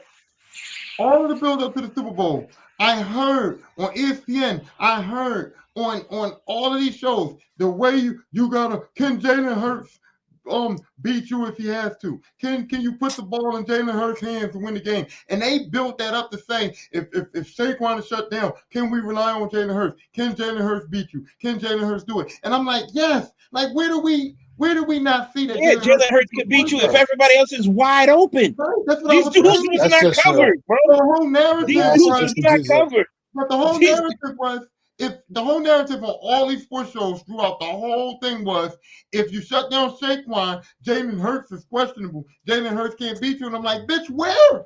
Bitch, where do you where's that coming from? You know what I mean? I was like, that's insane, bro. That was Jalen insane. Hurts had a couple of throws where he could have threw that shit from a lawn chair, bro, and just launch it because he had so much time to throw the ball. You know what I'm saying? He had two. The rush wasn't getting there, and anytime he got blitzed, somebody was wide open, like not even like a little bit open, like standing by himself, almost open, and there was a person 3 yards away after he caught the ball to get tackled. So the Chiefs dropped they couldn't. It was like you said, it was a personnel matchup, and the team with the better personnel won, and they just got exposed. And somebody, I forgot who said, they got exposed like dog nuts. You know what I'm saying? That's just So what it was. I let y'all That's get just y'all what it shit off, was. right? Yeah, Okay. go ahead. I apologized on this show to Jalen Hurts years ago, live when it was just JP and I. I think you might have still been. You was in and out, like you were coming in as a regular TJ at the time, Right. but it was JP and I, the first Super Bowl run for Jalen Hurts. I apologized then because historically, even in Alabama, to me, he didn't show that he was going to be this level of NFL quarterback in my eyes. He didn't show he could carry them, In basically. my eyes, he didn't show. He didn't. That word right there, in my opinion, Right. he didn't really even carry us in this game. He did his fucking job. Right. He did Game his management. job. Right. Game management. Game management. No. He It's read the not right game read, management. and It's a quarterback play. It's stop. I say it all the time. Your job as a quarterback is to manage the fucking game. What this game proved, it proved that old saying of defense wins championships. That's all. absolutely, That's absolutely. This game proved that defense wins championships. I'm glad a lot of the talking. I let y'all breathe for a minute. I tried to jump in before, but I let y'all just get y'all shit out. Right? Y'all didn't take a bunch of the talking points that I was. 23 fucking yards in the first half. We held that team to. I think roughly around 23 yards or so total. When I thought that the Chiefs were going to get on a roll, was their first down. Who the fuck knew that they wasn't going to get another first down till about the third or fourth quarter? Nobody. facts. Because it never happened before. Because it never happened until the third or fourth quarter. They didn't get Of the another Super fucking Bowl. Of the Super Bowl. right. We got 6 sacks in that game off of 0 blitzes. All 6 sacks, Crazy. all 6 sacks came off of just rushing 4. 0 blitzes. We Them guys were blitzed. getting mauled. We blitzed once in that game, and it was in the fourth quarter, and the pass went for about 13 to 15 yards. That was it. That's Oh. embarrassing. So We- why? The Go ahead, question is why? Go ahead, Tyrone. I am so like disgusted with the whole game management thing. Jalen Hurts did not manage that We're game. not even talking about that though. So why are we bringing No, that back? no. But Yeah, you right. said that. We're not talking about that. We're talking about That's how what y'all said. Okay, that's what y'all said. You said game management, and you said the top of the quarterback is to manage the game. Now No, here's the thing. I was trying to be funny. I was trying to be funny. Because Jalen Hurts didn't manage that game. Because for me, game management, when you up by 24, says when you up by 24, you have Saquon Barkley in the backfield. Game management means we're up, we got the lead. Give the ball to Saquon, and I'm gonna do my checkdowns, and I'm just not gonna lose it. No, Jalen Hurts came out there and won that fucking game. He didn't manage shit, and that's what I think about. He won the game in the first half, Tyrone. He stepped on their necks in the He second half. didn't manage nothing. He won stepped that. on They their shut necks. Saquon down, and Jalen took that ball and said, "I'm going to win this." It was no game management, bro. He won that game. Period. That was not management. That was a quarterback saying, "I'm going to win this. It's on me. Saquon can't do it. I'm going to do it." So I don't. That's why I said there's a difference between game management and a quarterback that can win you a fucking game. Here's a question for Dan: do the Eagles start a dynasty with this squad right here? Do Here's they a keep question for everybody? you. Can I finish fucking talking? Go ahead. There's no disrespect, but you know, Nah. we'll You got the right to talk your shit. we'll stop. We'll get to that point when this conversation. That's the end of the conversation. Okay. That's the end of the conversation. Okay. Let's get back to this fucking 4 blitzes. I mean, no, 1 blitz, 6 sacks. Incredible. How many picks? Cooper DeJean, his pick 6 literally almost sent me to the hospital. And everybody laughed after, which is fine to laugh after because I'm still here. I'm still breathing. But I legitimately thought I was going to the hospital because I was getting up. I was at work. I had to get up. I had to fucking stop to breathe. Like my heart was just, it was each freaking chamber was doing its own rhythm. That like, I thought I was going to the hospital.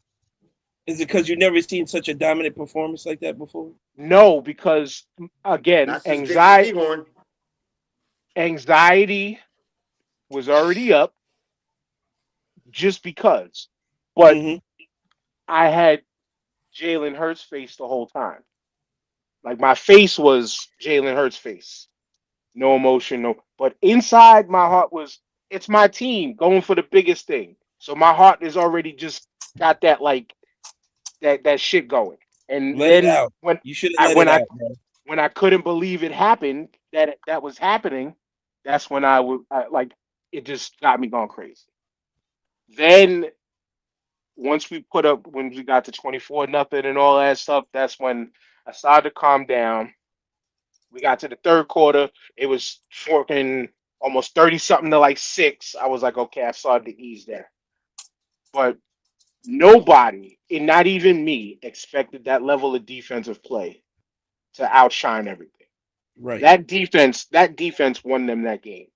Yes. Thank you. Kellen Moore and his offensive play calling and the excellent execution of said offense put up all them damn points. And the destruction of every time the Chiefs blitzed, we had a beater for that. Every single time they blitzed. Every time Jalen Hurts got sacked, it was a smart sack because it was plays not open. I have to take this L down. And it was no, he played one of the smartest football games I've ever seen that man play. Which gets back to, at one time, like I said, I did not trust Jalen Hurts, but that was first couple, coming into the NFL, I didn't think he was this level talent of NFL quarterback. I thought he was going to end up being one of those black athletes who was great in college, statistically, but also had the horses, the powerful horses around him that made him look great. I thought he was going to end up being one of those guys that they were going to start talking like, yo, he's got to play another position, whatever. I didn't think that this man played at this fucking was going to play at this level. I'm glad I apologized years ago and became a believer and then just stayed the course because thank you. we got there with this one. Offensively, like y'all said already, the Chiefs' whole game plan was just shut down Saquon. Forgetting that we had the best offensive line in the league, you gave Jalen Hurts enough time for Devontae to freaking get wide open. AJ to do what AJ always does. Solid pass catcher that rarely ever drops anything. Dallas Goedert came through. He was quiet for him early. Then he came through with big catches necessary to help us move the ball. Saquon coming out the backfield catching passes. He almost put one in. Thank you for Jahan Dotson, Tyrone. Because Jahan Dotson was the one who set it all off. He was the first wide receiver spark. He was the first spark. You stick the knife in, but you ain't had to turn it. You didn't have to turn it. You know, and this is a guy, Jahan Dotson, who barely had playing time in this team. But this Super Bowl Nobody had him on their bingo card, Dan. Nobody had him on the bingo card. This Super Bowl displayed why he didn't get much time because of the greatness around. This shit spoke to what Jamal has been talking all year. We were the deepest team in the fucking league. How many Super Bowls has the backup quarterback came in the fourth quarter to close out a game? That's a good trivia question. But reality to all of this is it all goes back to the defense. It all goes back to that defense. That's why I thought they should have got the MVP. That's what I should have got the MVP. That front four. What did I say about Zach Bond last week? And I mentioned Dude. the one of the names that I mentioned didn't have the bigger game as I thought it was, which would be we were gonna say Jalen Carter's name a lot. No, when we started to say Jalen Carter's name was because all the Chiefs fans' feelings was hurt because Pat Mahomes took that big ass freaking bear paw slap to the face after the strip sack fumble. After the fumble. So when the ball was gone, people, as soon as the ball was gone, that to the face, forget that. Negated if the ball was still in his hands, then you had a crying point. Thank you, referees, for officiating a fair game. And I'll say that, and I gotta say it like that because first penalty was bullshit. Second penalty was bullshit. Happened against both sides, both teams. Both penalties should have never been called. They were bad calls. Yes. They got that out their system, and then they allowed the game to play. Because when the other penalties were being called, those shits were legitimately fucking happening. Legitimately, every false start we had on damn near every fucking kick, by the way, we had a damn false start, but it was legit. Everything. Every fucking penalty post that, it was legit. But on other things, they ate the whistle and allowed these boys to play. They allowed... Go ahead, Tyrone. I have an apology to make since you apologized to Jalen Hurts. I want to apologize to Saquon Barkley because I said on the show when the Eagles first got him that Saquon has an inability to pick up the blitz. And in the Super Bowl, Saquon picked up the blitz. So every fucking one of them. And apologize. Oh, no, he's always been a good blocker, man. He couldn't pick up the blitz against the Giants when he was on the Giants because it was 9 motherfuckers blitzing, bro. He can't pick up everybody. That Saquon had an inability to pick up the blitz, and in that Super Bowl, my man picked them blitzes up. Speaking as the Giants fan, we all saw that, but it wasn't just his blocker that he had to pick up. It was the other 3 motherfuckers that were going in for the sack as well, bro. This dude had 3 seconds to throw the ball, and he was getting sacked in 1.52 seconds. You know what I'm saying? So he did his job. Saquon is a heady and very smart football player. Hands down. His vision is His vision is unbelievable, and he knows how to read the game. He knows what people are supposed to be at. Saquon never came across as a football player with no awareness. He was always aware. He was on a bad team. A bad team makes everybody else. Your flaws look worse. Your flaws look worse on a bad team. Just You to know what I'm remind saying? y'all of that. But big ups to Pat Mahomes because he tried. He tried his damnedest. He definitely tried his damnedest. But again, when you can't get open, or when the defense is that disruptive that passes that you normally make with your eyes closed, you were making bad passes. Xavier Worthy, shouts out to you.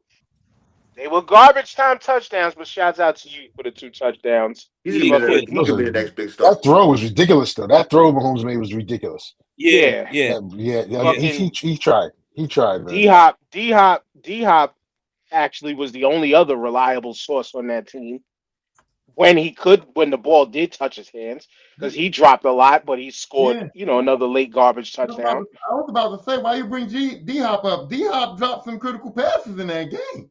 I know, but I'm just giving him D-Hop props was for bad. I'm giving him props for scoring. But everybody else, we made everybody else look bad. Juju Smith-Schuster was the one, again, he was the first down. Yep. He was the first down.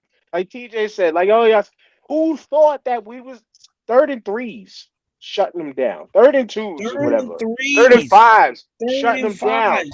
All manageable 3rd downs that they get with ease against anybody else. With ease.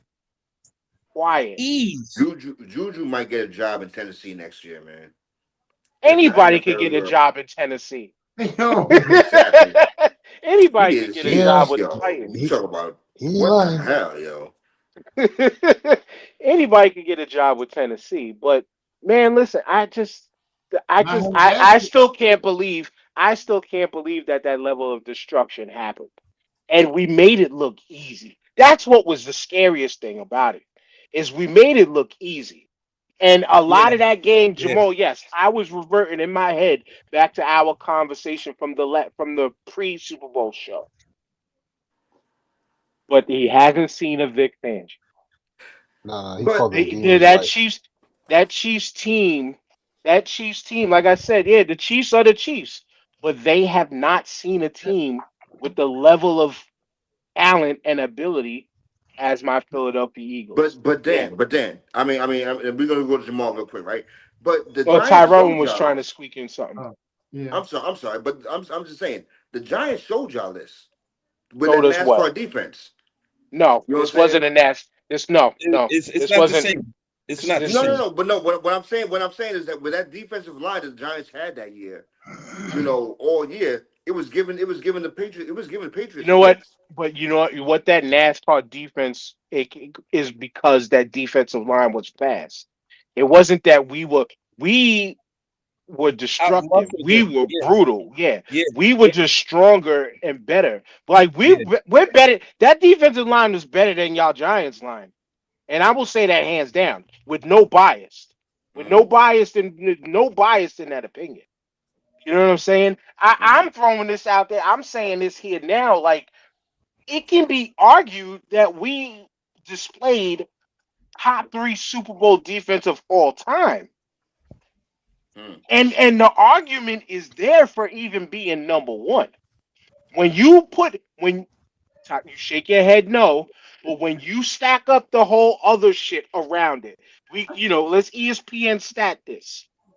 This is 15-1 Chiefs or whatever in 1 Chiefs. The level of the level of competition. The problem is we made it look easy. Okay, that's where it's bad. But the way, like, stack us up against that 85 Bears team, stack us up against that 2000 Ravens team. Then the shaking of my head no was complete bullshit, because the fact of the matter is 0 points and 23 yards of total offense is number 1 defense in the Super Bowl. You can't beat that. The Yeah. argument as greatest Super Bowl defense of all time is right. It's there. It is. We had a white corner go for a pick. Hey, yo, how about? All right, I said that. Yeah, white corner. I just said that to be funny. The kid had his first NFL interception that went for a pick six on in the his Super. birthday. Thank you for stealing my thunder, DJ. I'm sorry. Go I'm sorry. ahead. No, It's no, all right. no, Because that's where it was gonna end. On his fucking birthday. On his birthday. That's a fucking Disney movie right there. That's a Disney movie. But yo, this is something that and again, I'm not a football guru like you guys, right? But I know well enough to know that an overpowering defensive line makes everyone else's job easier. You know what I'm saying? And that's the point I was trying to make with the Giants defense. That the Giants defense never had their secondary was always trash or was always below par. But that defensive line was crazy at the time. But yeah, now you have to. Yes, the run was crazy. What were the score differentials within this? that's what I was gonna say, Dan. Yeah, zero. Word to say. Zero fucking points, bro. Zero. However, Nothing. I hate to throw this out there because you know I am. We were playing a better team. That's true. I think those Chiefs that Chiefs team could have gave those Patriots teams runs. No. That Chiefs team wasn't even as good as last year's Chiefs team. No, hold on. It was not. But it wasn't. To O's credit, But y'all got as far as that Eagles defensive line performance in the Super Bowl, you have to give that to them. You have to. But to O's credit, y'all got to understand to. that Giants defense, that Giants secondary had Randy Moss and Gronkowski running out. So I do got to kind of fall back a little bit on the fact that there was Randy Moss and Gronkowski running out. So I do got to kind of give the Giants defense. Well, he had no time. When he did have time, he connected with them. Yeah, but you don't need time to throw he had no time. You could just throw it. Just like when Patrick Mahomes said when he had Tyreek Hill, he literally said, sometimes I know Tyreek's out there somewhere and I just throw it up. So sometimes you can just throw that shit up, bro. That's very true. True indeed. But it falls back to that stat line. Yeah. They were dominant. The Giants defensive line was disruptive. The Eagles defensive line was just dominant. They just dominated that offensive line. But yes. The point I wanted to make earlier was when Dan brought up Vic Fangio, right? And that was my point, that what we know about Andy Reid is that Andy Reid has an outstanding ability to adjust in the coaching standpoint. He always adjusts. You see the Chiefs in the first half, they might be losing. Yeah. Andy Reid comes out with his adjustments, and then the Chiefs get the ball rolling, they roll. Andy Reid had no adjustments for this dude, right? Because the offensive line couldn't block nobody. That's why. They don't have the horses. He now knows, okay, we have to readjust because we don't got the horses. Right. Yeah. That's just facts. That other squad had athletes. You know what I mean? Every syllable. Bro. Athletes by the boat, bro. So $1 million question. But let's switch gears and get into this halftime show. In a minute, TJ. Damn. Oh, damn. We got it. We getting there. We getting there. He tired of talking about my Eagles. That's all. I get it. This is the last. I fucking get it. Hey, don't talk about me, but TJ hate is coming out too. His hate. It's all y'all hate has been coming out, but it's fine. Not Jamal. Jamal's in love with the Eagles. Nah, fam. I'm just doing respect where it's due, fam. Always trying to ask a question and froze with the. TJ fucked up O's internet. He said, TJ froze too. Fuck your comment, O.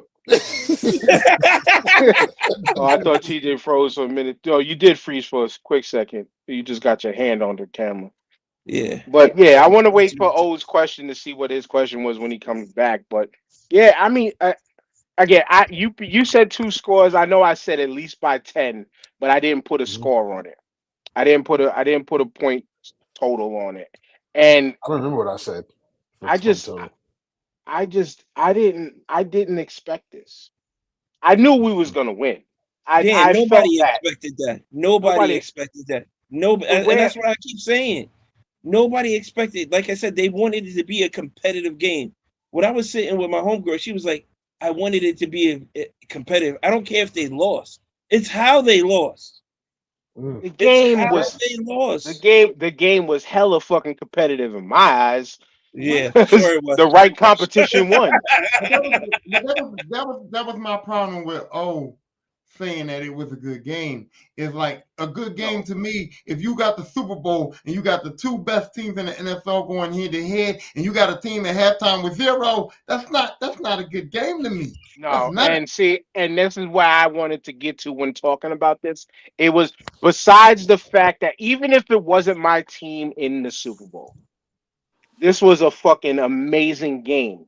Because if you love defense and you sat back and watched that, Mm. it's like that shit to me.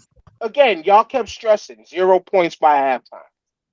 That shit to me was like watching a fucking almost masterpiece no hitter, close to perfect game being pitched. I love quarterbacks. That's what I love. Quarterbacks. White I know ones. that. I know that. We know that.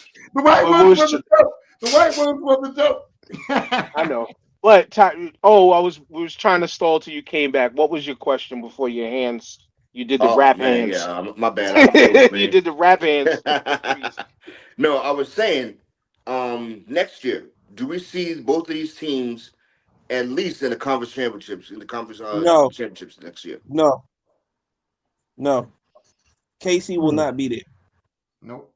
In man. conference championships, I can see both being there. But I don't see I can KC see being there. I can see Kansas City getting toppled by somebody. Buffalo, Cincinnati. No, I'm because not KC sure, has to man. KC revamp their gotta- offensive line. They have to revamp their Which offensive line. they can do, man. I mean, it's all season. I mean, I see KC being like the Patriots, where not saying they're going to win the chip every year, but But they're gonna They be gonna in the just- conversation. they're going to be in conversation in conference championship all the time. They got a winning formula. They just But- what happened? They need the horses. The But- Eagles but- are built for longevity. They got. I think they're one of the sixth youngest team in the league, so they got that. They cap situation is straight. You know, you got a good quarterback, good line, and good running back. You got a shot. Contract situation is straight off. I The agree Eagles are with- the only team in Philly that got their shit together because all the other teams in Philly is just ass. We got proper management. I agree with TJ that I don't think that the Chiefs will end up back in the conference championship. And I my don't only see it. reason for saying that is that Cincinnati's going to work on that defense because the offense is okay. They're going to work on that defense. Baltimore is going to be in it. Buffalo is going to be Houston? in it. And I Don't feel like count out one of those Houston. teams. I feel like one of those teams are going to be able to beat the Chiefs in the divisional round.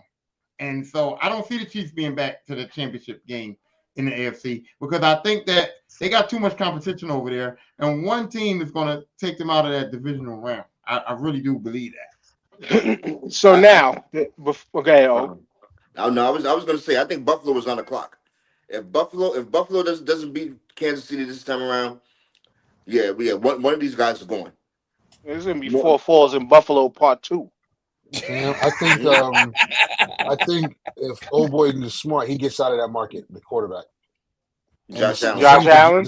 Josh Allen. The same for Joe Burrow. Get out of that market. Joe Burrow is built for big like New York or big stage like that. Now, Get out of and that market. this is my thing with Joe Burrow, right? Like I don't understand the fact that you want to be. I understand like you want to be a sportsman, you want to be a good guy, you want to be a good man. But if I put up Joe Burrow had the triple crown of quarterbacks in the NFL and did not make the playoffs. And I don't understand for the life of me when that season ended why Joe Burrow should have pulled the Jimmy Butler on Cincinnati, bro. He should have pulled the Jimmy Butler on Cincinnati. I will not You know. argue with you on that. Cause you ever been to Cincinnati? Tyrone. You know what Dan about to say, man. Right. What do I say all the time? It's not about the quarterback. It's a team fucking game. I don't know. It's a team game. You Joe know what Burrow they're can about have to say, Tom, boy. Yeah. Joe Burrow can have all the fucking stats in the world. What did Yeah. that defense? What did that defense do? What Yeah. did that defense do Yeah. to put Yeah. them in position to go Yeah. further? Hold on. Lose the Let game. me just no. Let me just say this to you, Dan. I'm not talking You about play any, to none of that. win the What I'm saying to game. you, if you was Joe Burrow, if you, Dan, was Joe Burrow, and you did what you did this season, and y'all didn't make the playoffs, you wouldn't be pissed off? Of course. I did my You wouldn't part. pull a Jimmy Butler? Joe Burrow should be pulling a Jimmy Butler on that Cincinnati Bengals Jamar team. Chase should feel the same way. Jamar Chase should feel the same way. Right. Well, they didn't off. They still haven't offered Jamar Chase money, I think. But again, yeah, of course I would be fucking mad. But Joe Burrow showed I did what you know the video meme. I did my part. I did my part. Right. Defense came up and said, I ain't do shit.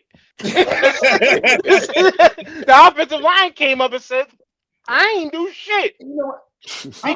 Because you need more than just a fucking quarterback and a great rival. How many fucking times do I have to say this? We should be glad that the NFL season is over so I can stop saying this. Don't I say this shit? I say that, you know what I'm saying? I say this shit all the time.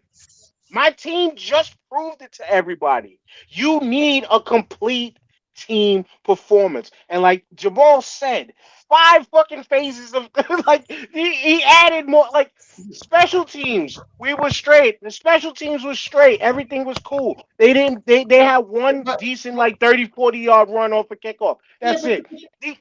Defensively, a masterpiece was put up. Offensively, you shut down one person. You didn't shut down the other 3 or 4 that moved the ball for us. The quarterback played amazing. The fucking coaching staff coached the games of their freaking lives. Defense wins championships. Okay, y'all want to say that. But Tom Brady won 7 championships, and the Patriots defense was never that and them dudes, bro. The Patriots defense was never them dudes. Dope? Are you Bro. smoking some? What are you talking You know who about? the head What coach did they- of that squad was? What are you talking about? The Patriots defense was The them dudes. defense got him in position to where they can kick a winning field goal. What are you man. talking about? Tom Brady They made did that. they made the That's what I'm talking stops about. they needed to Yeah. make so they Patriots could win the game. Y'all telling me that the Patriots had a top 5 defense in the league to win the We're not Super Bowl? saying that. Yes. You are making shit up. You're I'm not thinking about making them shit up. days, The Patriots them defense days was when, never that when great. Randy Moss. Remember he was throwing the Troy Brown and Deion Branch and shit? Remember them offenses? But that And they had Kevin Willie Smith. McGinnis, Ty Law. Them Patriots defenses were crazy. we They never stopped talked the about greatest show on efficiency. turf. We talked about the efficiency of Tom. No, you took yes. The world dick sucked Tom Brady over forgetting what the defense did. No, and I say that slur not to disrespect everybody else because that's all the world focused on. All But the the- world focused on was the fucking quarterback play. Right.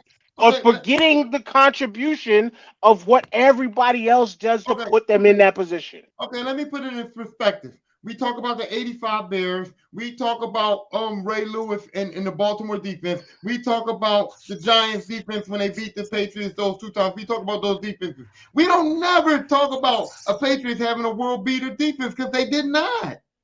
They Well, didn't need a world beater, but they had a good Yeah. defense. They had Tom defense. freaking Brady. They had to stop Peyton Manning and the Colts, man, every year, bro. Also, too, with the teams names that you mentioned, nobody's ever brought up Jim McMahon. They don't want to talk about that. Why? Because he wasn't the Flash. He wasn't the big name. Nobody talks about freaking Trent Dilfer, Right. who played a hell of a fucking game in that game, still too. He's a terrible But- quarterback, though. But the flash and the flair and the names was all on those defensive sides. Right. What do I the outsiders that just or the talking heads on TV only go and talk where the popular name is? That's right. That's what sells the tickets, bro. Because That's if you it. really That's want to and that's keep on it, the all table. it is. But when That's you what's look at going these on the teams, table. especially when you talk about them Patriot teams, what do we say? What do most people say besides just mentioning Tom Brady's name? That is a complete football team. It's a Bill team. Belichick, Bill Belichick has always had them as a complete football team We even across said the it. Always been board. that way. Even if We there even were said it. nameless players, he had the horses that was able to plug in and play. And what was their slogan? Do your job. That's We even all talk you about need. Dan. We even talk about that with the Chiefs defense. Outside of Chris Jones, I don't know who the fuck is on the Chiefs defense. What did they do? They all stepped up and played their roles to get them to where they've gotten over the years. Right, and they won But chips with that Pat defense. Mahomes is the flash and flare. He's the big name. He's the face of the $500 million franchise. man and all of Right. that stuff. Which, side note, before I'm gonna move, and then we're gonna get to the halftime performance because there's one more thing to cap all of this off. There's a video I was watching. Cam Newton's 4th and 1. He had like a 20-something minute clip. They were talking about money and these contracts. Well, I always tell people, don't look at the big number. Don't look at the big number that they say. It's about the guaranteed. And then Cam Newton does an ill breakdown, and they happen to have been talking about Amon-Ra. I think it was Amon-Ra St. Brown or somebody else who was a Lions wide receiver who was getting like 30 million, I think, a season or something like that. And the way he broke it down to show that legitimately you're only seeing maybe half of it. If I find the clip, I'm gonna send it to y'all, but everybody else go out there and find that shit. It was hella informational. I like this new era of Cam Newton a lot, man, because the dude he knows his shit. But the last point on the game wise, right? People are now talking. Shout out to the homie Game Point. He was in the comments last episode. He made a video trying to say that the Eagles team new turmoil post Super Bowl already because Josh Sweat felt like he could have been or should have been MVP, not Jalen Hurts. We all know that these MVP awards always go offense first. You know for damn sure if Saquon had 100 yards rushing, they were probably dying to give Saquon the MVP, but it didn't happen because Jalen Hurts played a masterful game. Facts. There's no doubt about Jalen Hurts winning. I have no problems with it. But Josh Sweat he had a valid 2.5 sacks in that game. He had a valid point to put up and say, yo, I should have been MVP. I personally even said they should have did something unprecedented. Well, there was a little bit of a precedent set because when I did the research on how many defensive players won MVP, Super Bowl MVP, there was 10, and 2 of them were in the same Super Bowl. That was one precedent. They could have named that whole defensive line as the MVP. That's what I'm saying. That was my vote. No. That's what I went ahead and said. No. Yep. No. Because if they have to say MVP, which is most valuable player, not players, it's player. And if you have to pick one player for the MVP, y'all negating the fact that Jalen Hurts put up 33 points in the Super Bowl. Jalen Hurts was responsible for 33 points in the Super Bowl, and that's going to get you MVP. And no matter defense what. was But the reason they had 0 at halftime. But that's players. That's not a player. Tyrone, I'm not debating against what you're saying. I'm not debating. Yeah. Right. Hurts, like, yeah. Understand that. I'm sorry. But I said what I said before to lay the groundwork of there was precedent of more than one person. They did it. I believe it was Super Bowl 12. I gotta look for my screenshot. Oh shit! I gotta look for my screenshot. But it was Super Bowl. I think it was Super Bowl 12, and it was two Dallas Cowboys won the MVP. Do y'all still hear me? Okay. Yes. Yeah. Okay. So I'm gonna get you the names right now. Let me look for the screenshot. While you getting the names, here's the thing. So if Josh Sweat would have said that I think that me and somebody else me and Graham or me and somebody else should have been co-MVPs, that would have been different. But when he's saying that he made a thing for himself that he should have won MVP for himself for 2 sacks when Jalen Hurts put up 33 points in the Super Bowl, nah, bro, that's not legit. If he No, would say but him and a couple of more players, that could have been legit. But if all he's right. saying himself for 2 sacks versus All right. 33 points, no, bro, he has no Under- claim. Listen, un- at all. understood. Tyrone. Josh Sweat should have real. I agree with you on that point. Josh Sweat should have shut the fuck up and just took that fucking take your fucking reign. Like how dare you go ahead and go against the team or go against Right. It's not a me whatever. time right now. It's not a me time. Right. And I say understood, y'all. Understood. But it's that competitive. To me, it's that competitive shit. To where I had no problem with him saying, because what have we been saying this whole time we talked about the game and what that defense did? And he was the catalyst that kind of sparked all the sacks happening. But I got the names. It was Super Bowl 12. Harvey Martin and Randy White were the defense co-MVPs in the game. But all the names won defensive MVP. Chuck Howley, Super Bowl 5. Super Bowl 7, Jake Scott. I mentioned Harvey Martin and Randy White. Then it was 20, Richard Dent. 30, Larry Brown. 35, Ray Lewis. 37, Dexter Jackson. 40-something, Malcolm Smith. And then Von Miller in Super Bowl 50. Those were the only defensive players to win MVP in the Super Bowl.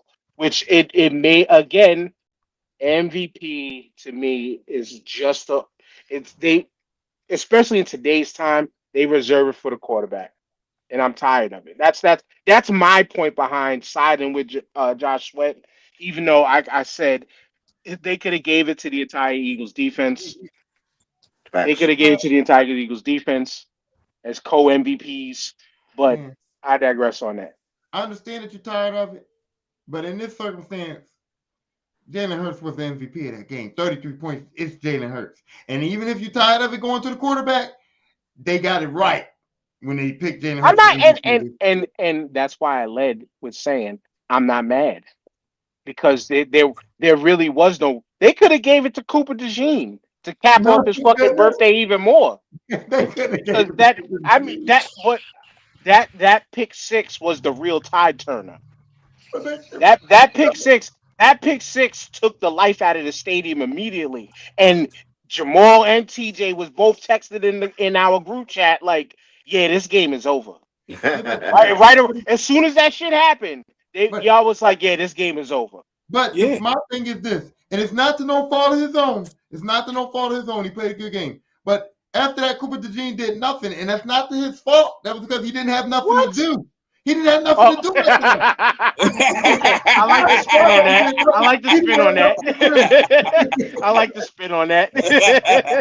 Great save, sir. I like Great save. Word. Great word. Way to clean it up, sir. Word. That was a fucking robbing a home run right there. Now let's get to the halftime performance. Again, Tyrone, you've been talking all show. We're starting with you. I'm starting with you again because you were the lone person to say that you hated it. Now, for me, I will give y'all real quick. I didn't watch it in real time. My reasoning: I never watch a halftime show in real time, ever, unless it's a team that it's two teams that I don't care. It's not my team in it. I'm interested in the Super Bowl, but I'm not interested. I never, especially if my team is in it, I never watch a halftime show. I had to go back on YouTube the next day because the chatter about this shit, my goodness. People were doing fucking college theses the day after, even the night of. And I appreciated the breakdowns of it. But I got to get your point out the way because I know you're going to express why people didn't like it. My point is, and this is not, I get all of it. I get the breakdowns. I get the symbolism of the red, white, and blue outfits. I get the symbolism of the red dancers doing their own thing and the white dancers doing a different thing. I get the symbolism of the breakdown of the country. I get all of that. I get him being in the middle and the flag being divided. I get everything that he was trying to do, and I understand it. My problem with it was that, and he even said it. They picked the revolution will not be televised. They picked the right time, but the wrong guy. And that's my opinion of it. He said it himself. It was the wrong guy. I don't. Super Bowl halftime show is supposed to be for excitement. It's supposed to be a fun time, and the political aspect of it kind of took me out of that fun space. I wanted to be excited. I wanted to dance. I wanted to have energy. I love Kendrick. I love the damn. I told y'all the damn album for Kendrick is my favorite album. He put some of the damn songs on there. He put DNA on there. He put Be Humble on there. I wanted to be excited about it, and for me, the energy was low because I felt like Kendrick wanted to get his political agenda off more than he wanted to entertain us as the fans. That's what I feel like. And I feel like the energy was very low. I feel like the crowd wasn't into it as much as I thought they should be into it. And so for me, the excitement level was bad. The performance wasn't bad. The message wasn't bad. But the excitement level and the energy for me was bad. And that's the reason why I didn't like the halftime show. Now, to me, when I did see it, it was beyond entertaining. And it just was it made it feel like it meant more because of the symbolism around it. But now, Jamal, you are the one Mhm. person here who probably liked Kendrick's stuff the least. Mhm. But how did you feel about Um, I thought it was low on the entertainment value, high on the artistic meter, very high artistic meter. With Kendrick's music, you either love him or you appreciate him. You know what I mean? So, as far as energy, and I have to admit, as far as energy and excitement and stuff, what you expect from a Super Bowl show, that's something big and a spectacular thing. That's not what this was. This was a sniper's bullet aimed at certain people, and I think he executed it.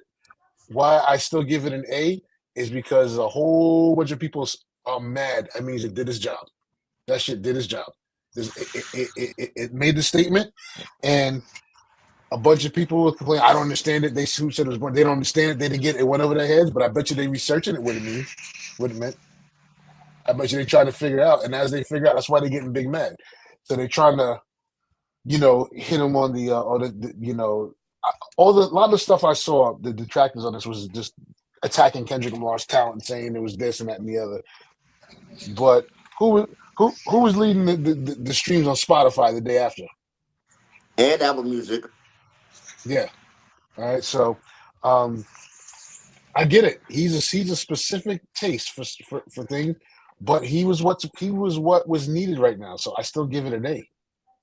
I still give it and an A. The message art? was that important at that point, and the art was ridiculous. The art was out of this world, man. Out of this And world. Okay. that's So, the all right, go ahead. Go ahead. I was gonna give it to y'all after because my last point on it is this: as everybody says, art is subjective, and you take whatever symbolism you see out of art. You know what Mhm. I'm saying? And like I said, the college thesis papers and all these dissertations written about this halftime performance, like it helped me see it a lot more and a lot better and made me appreciate it, made me like it a lot more. For And sure. and initially it was just like, okay, I'm looking at this and but I took the advantage of looking at it with now the knowledge of what people put out there and Yeah. Right. it helped me envision all of that. But some people seen certain and different things. The right wingers didn't see anything. Some right wingers thought that, oh, this was Kendrick. Some of these right, there was one right winger, I forgot the name. He took it like this was the youth of America waking up to the new MAGA movement and things like. No, you got that all wrong, buddy. Mm-hmm. But art is subjective, and that's really the best way I can sum this up to where I get it. And when as soon as Tyrone said it was boring in our group chat, like I knew why because I remember the homie likes high energy. The homie wants to be entertained. He wants to. I don't need all that messaging. Like you said, the messaging is cool, And I don't take this as a diss because it's just I got to know you well over these past 2 years now, brother. That wasn't your thing. Right. But a person who likes depth to certain things, that's just it hit different. And every performance doesn't have to be I gotta get up and dance and I gotta get up and Right. move. I You got you got you chose you chose the wrong guy at the right time or whatever the quote he said was it was that shit there was just the perfect kickoff to yeah, we about to get some shit. That was yeah. fact. It was. Right. I'll be honest with you, man. Like, okay, you guys. I remember the group chat. I don't remember who you said was Tyrone. It was like, yeah, I didn't enjoy it. You know, I liked initially. I liked the direction it was going, and then after watching weeks and weeks.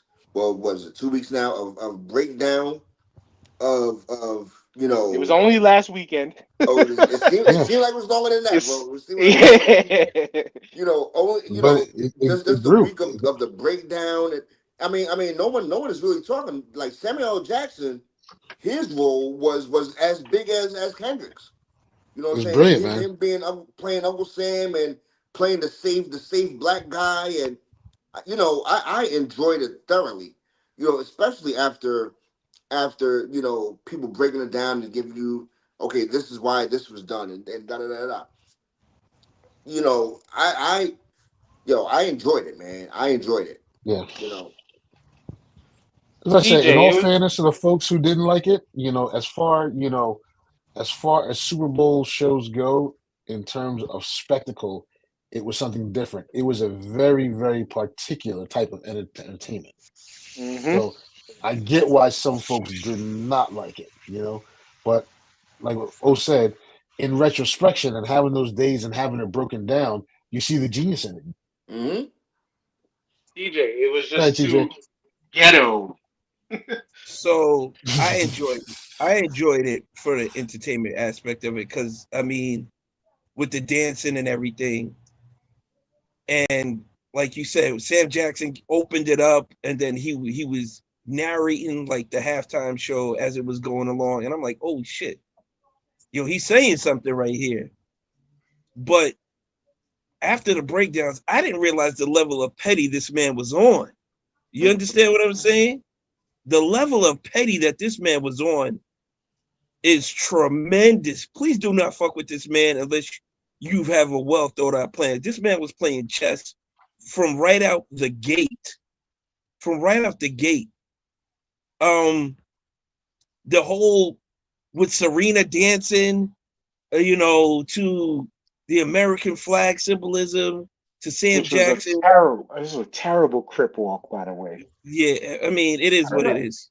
You Your tennis done tore up the knees, hold on. bro. Wait, do y'all know what that Serena that crip walk was behind though? Do y'all know the story behind that? About her sister dying because for No, the no, no. Crips. No? No. So Serena was in one of her last tennis events. Oh She no, did that the was crip from walk. that was a couple of years Yeah. back. Yeah. Yeah, she did the crip walk, and everybody fucking was like, "Oh, Serena can't be crip walking at the tennis events," and they made a big deal about it. And so I did appreciate that he let her crip walk there to say like, "Fuck y'all," you know what I mean? That was her little get back for when she crip walk at the tennis Listen, event, and everybody this went crazy. this was a very layered, tailored event. This was like this was done with purpose. This was a show that was done with purpose, heavy purpose, and it Even touched a even lot of things even even at the down one even down to time. the A chain. Yes, like he did this with tremendous purpose, for you to understand. Even the game over and turn the TV off at the end, like all of that was tailor made with purpose. Dude, that part right there, not to cut you, but that Yeah. part right there, with the fact of the 24-0 at halftime, yeah, the game was over. And don't get me wrong. Do not get me wrong. Turn the TV off, Chiefs fans. Turn the Do TV not get off. me wrong. I do not disagree with anything that any of you brothers said. I do not disagree with none of that at all. I'm just saying, for me, I want my Super Bowl halftime show. Listen, this wasn't Pretty the damn Janet Super Bowl. Jackson nipple slip, Prince doing Purple Rain in the Rain, you know, Michael Jackson catching his hair on fire type shit. This wasn't that. You know what I'm saying? This wasn't the spectacle that you wanted it to be. Right. Like you said, like a halftime show usually is. It's an explosive performance, you know, special guests pop out, you know, and the place goes crazy. I mean, Usher's halftime performance, was it last year? Was phenomenal. Yeah. That was phenomenal. That's what you wanted. You know what I'm saying? The roller skating, the whole shit. You got Alicia Keys that right hugging there up. wasn't this. And Right. I'll say this though, I did love SZA, but I ain't hear nothing she said, bro. I ain't hear nothing she said. Listen, that halftime show wasn't for the people in the stadium, all right? Because they were not like us that were in the stadium, okay? We weren't represented in that crowd. And the people that were saying that they didn't understand, it wasn't meant for you to understand. I got It something I wasn't a want to say. message for you. Go ahead. Oh, as soon as I want to ask the question, Dan leaves. Yo, so I asked the question about 2-3 months ago, if Not Like Us is the biggest diss song in rap history, and now I was struck down asking this. Like, how dare I ask this question? Okay, And it's still not. We're still talking about this. It's still not the biggest diss Will song. Ferrell just did his rendition on Not Like Us. And we talking about it, and my daughter turned it on. Talking about this, man. Oh, we still talking about They Not Like Us, right? How long has it been since that came out? We still talk about No Vaseline, and that was what nobody's talking about No years Vaseline, ago. bro. Nobody's talking about No Vaseline. We do. We bro. No. Rap purists is talking about No Vaseline. And us. No. That song is still fresh. It came out in the summertime, it's not like it's like 10 years old. Bro, it's fresh. It's just the whole beef and battle started. It's recency bias at this point. It is rap song. When you go to the Grammys and everybody's singing and not A minor, when we go to the Grammys and everybody's singing that, Ether came out, you could not stop talking about it. No, Ether wasn't meant for the Grammys. Ether wasn't a Grammy song. Ether wasn't bumping like that. That you can't compare the two. You can't compare the two. They're two yes, you can. different. It's both diss songs. We're talking about diss songs here. Right. We're talking about diss songs. We're not talking about popularity though. Become mainstream. We're not talking. You're talking about popularity though. You understand what I'm saying? That's what I'm saying. Ether was more about hip hop and its culture. This had nothing to do with the culture. This was coming at Drake. It's still the culture. It's still the culture. Well, he transformed that to a diss at a track to an entire other culture. Yeah. One. No, Which is and number two, not to go off, but that song made Drake. You heard that shit Drake just came out with? No, wait. So maybe I'll give you started this. singing Spanglish. This might be the greatest dismantling of one rapper, but it was one rapper. You go back to No Vaseline. You go back to No Vaseline took out an entire crew. It did. KRS-One took out an entire borough. It did. And we talk and let's not forget 50 and Ja Rule. 50 and Ja Rule. 50 but that was Ja Rule's career. That's not a song though, right? And that's real street beef. TJ. But TJ, what I want to say to you is that this is O's point, right? You got Ether, you got No Vaseline, you do have those, right? But They Not Like Us was played at the Super Bowl. Ether could never be playing at the Super Bowl, my Never. man. Like that. Like That's you know what that is? That's just called that's just the progression of the culture. so. I do. We The will reason down- Ether can't be played at the Super Bowl because it starts with gunshots, bro. I'm just You're not gonna, saying- you're not gonna And- play that. You're not gonna play that at the Super Bowl, bro. TJ, hold on. It starts with the gunshots, and what does it start with? Fuck Jay-Z. Who puts these performances No, but on? here's- no, but here's the Who thing, though. sets these But- up for the NFL? Jay-Z. But the whole point, they not like us reach the level of mainstream that no other disc record has reached. And that's true. the point I'm trying to make. That's Because true. It reached that's- the level but- of mainstream that no other disc record has ever That's the reached. point Which- I'm trying to make. Which is clear, It's transcended everything we're sitting here talking about. which is clearly understood because of this, because of the platform of where the culture is now. Stuff like this, it's just one of them things that you can look at and say this was bound to happen. If Drake had that opportunity when he tore down Meek Mills at that time, this probably would have had. But Drake doesn't have that same level of artistry, that same level of art, that same level of thought process into the show like this. Like But it's just a progression of the culture, and it shows that we've came but a very long way. Yes. but y'all know what I gotta Yes. say? And I'm gonna say it right now on this show. Drake's getting a Super Bowl. Nah. 100% Drake is gonna get a Super Bowl, bro. Drake he is was off done the so. Super Bowl. Drake He's is not done done so. though. Drake is gonna get a Super He's Bowl. done for a while. Watch. No. He's You not. don't think Drake's gonna get a Super Bowl? No, No. I don't. I I don't do. think so. I No. do. No. Drake has hit a level of mainstream that no rapper has really hit, bro. Like Drake is a mainstream rapper, and Drake's gonna come. I think that Drake's gonna come out. Drake's next album is gonna get him a Super Bowl. That's how I feel about. Yeah, if he does an album of he love just dropped ballads, 2 days if he ago. does an We're gonna album see. of love ballads, he'll make the Tyrone- Super Bowl. Tyrone He is just dropped on it to 2 days something. ago, so we're gonna see. He is on to something because eventually this part will die down. And if Jay-Z is smart as the businessman I think he is, he gives Drake his chance on the stage to retort, and everybody will watch that shit. Wait, how's Drake gonna come back? What's he gonna say about Kendrick? That's a brilliant move. I'd give him a show. He does have the catalog to do it.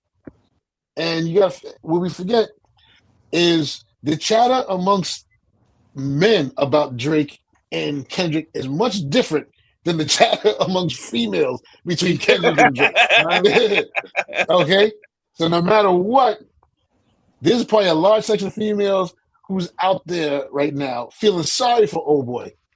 Say that bad ugly man from LA was fucking with you. Come here, Poppy. You know how it goes. And you know, he probably gonna make a crying ballad about it and get all these women in their feelings for him. And no, and yet if they say Drake is headlining the Super Bowl halftime show, I guarantee you that'll probably be the most anticipated and biggest halftime show to date because that's how many women still love Drake. He did It's not lose about a single female about timing. fan over the shit. You're right. It's about That's exactly what I would timing. do if I was It's Jay-Z. about, I would say Drake would be it. but it's about timing. I see y'all, and I can see it happening. But Mhm. he has to. He's got to wait 2 years. The dust has to completely settle because it goes back to when we first originally talked about this rap beef, and we commended Drake for not bowing out. But God damn it, this was in the words of CM Punk entering the ring and the Thing in Marvel. It's clobbering time, and it was Yeah. and the whole game over aspect of it. Kendrick just, I mean that whole rap beef is now dead and settled. Where it still sits right now is Drake and these lawsuits. Drake and these lawsuits. You think they're gonna play with that? Man, what are you doing? What are you doing? Like I said before, and I'll say it again, I'm standing on business on that. I am in agreement with Drake with these lawsuits because you cannot come back from being called a pedophile, and Drake knows he can't take it to the streets. So he's got to do something. And so Drake- the lawsuit was all he had to do. He was called a pedophile. He has to do something, bro. This And the is lawsuit was all he could do. He backfiring can't for take it Drake to the streets. because That Drake just got the most streams for this song that he just dropped. He got like 93.4 million in streams for this last song. And Kendrick Party Next Door. he beat Kendrick by like a couple 100,000 or something like that this last time out. So the machine is working back in his favor already. You know what I'm saying? The same machine that he put down is right back where it belongs, right back in his pocket. TJ, you forgot one point. He's independent now. But and the difference, and not just that. Yeah, I was gonna say, yeah, actually, that is a part of the point that I'm gonna make, is because Drake also is trying to expose how the system helped them. Right now, Well, it helps him too. the energy, right, exactly, which is why this lawsuit looks stupid. But the energy of what's going on is what's helping him look like his streams, because people are now running to see, what's Drake gonna say? Drake, So that's what he's benefiting off of. Drake knows the lawsuit is stupid.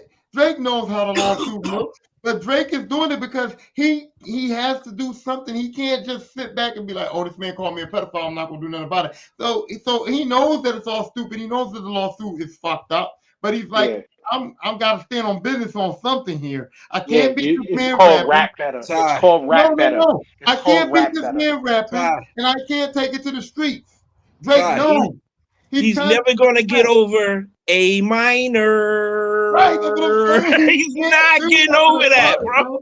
Yeah, He's nah, not that's getting a point over of it. no return. There's a Right. point of no return. So he has That to do was the something. death blow, and he did it on the biggest stage where you could possibly do it. Now you got all these pundits and these opaques out here saying they didn't understand a word he was saying, and it sounded like mumble. Trust me, it wasn't for you, dogs. No. It wasn't for you. And then they were like, how come they couldn't get one white person to be in his dance crew? I was like, well, you got rid of DEI, so it's merit based, right? Like the meme said, you got the best dancers. Y'all ain't dancing better than we are. That's the thing. That's the thing too. Where he said, that's why I said the impact of him saying it's the right time, but the wrong guy. Because of what's going on in this country, it's the right time for what I'm about to do. But y'all picked the wrong guy because. So you wanted Chuck D to do it? You wanted KRS-One? Who you wanted to do that? No, he was basically saying y'all picked the wrong guy because I'm not going to have white dancers. And I'm not going to tone down my artistic ability. I'm not going to tone down my genius. I'm not going to tone down my message. That's why he said, I'm the wrong guy, but y'all picked me, so I'm going to do what the fuck I'm going to do. Why all these people that are upset with it? These are the people that told Colin Kaepernick he shouldn't kneel. So they shouldn't be watching the NFL at all after this, right? Yep. Listen, man. Right? Why he getting a pass? When he said right time, wrong guy, bro, that was more than what, that was a lot. That was a lot. And he meant that. That's why you ain't see no white dancers. That's why he didn't back down on his message. That's why he did exactly what he wanted to do. He got his point across and he did that. He was the wrong guy, like he said. When Sam Jackson was there and he said there was too many people standing on the street corner, it's going to be a deduction. It's going to cost one body. Nobody picked that up. That was crazy when he said that shit right there, bro. I didn't pick that up. That was crazy when he said that shit. Oh, right. Damn. You know who that body was? You know who that body was, too. Mo, you remember when he did that shit, Jamal? And we know who that body was. We know who that body was. It wasn't Kendrick. Yeah, Drake. It was Drake. Poor Drake. Drake was watching that shit, probably like, yeah, we all in this together. Black people versus MAGA. And then he got, no, you're still the enemy, bro.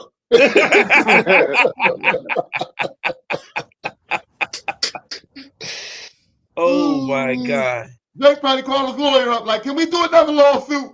This is ridiculous. This is defamation on another level. This is defamation on another level.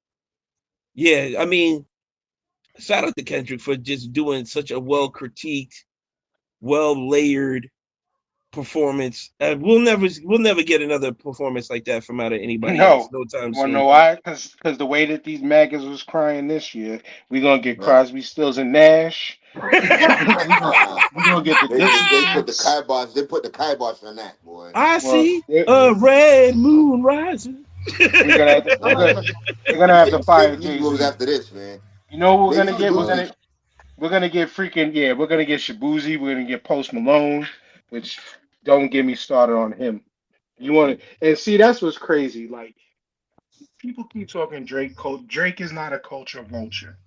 Drake Drake has historically, in my opinion, showed appreciation to the cultures that he's, infused musically and gave light and shed light on these cultures that he's been working in musically and stuff like that. Post Malone came up off of rap straight up and down and then abandoned it and his whiteness prevailed over everything. Same thing with Kid Rock and all them others. Yeah, Yeah, You know what I'm fuck saying? Kid Kid Rock. Rock too. Yo, Yeah, Post, yeah. Post Malone has not come up with another White Iverson after that, man. Yeah. So, but anyway, on that note, Oh, my phone's about to die. oh, man. You got one more point, guys. Well, I was gonna ask if you guys felt like Eli Manning not being a first ballot Hall of Famer was a snub. It was. Nah, No, It it was. was not a snub. It was. To me, I don't I think felt- it's a snub, but I think he's going. I mean, I think he's going to get in it anyway. I just don't think it's a snub. Well, we know he's gonna get in, but I'm saying I never thought I personally don't think Eli deserves to be in the Hall of Fame, but I know he's gonna get in. But first ballot to me, him not getting first ballot to me is not a snub because I don't think he deserves to be in there at all. But he was I know top 10 in most categories for a quarterback. Yeah. though. because He deserves to he go. didn't miss He any deserves to go. games.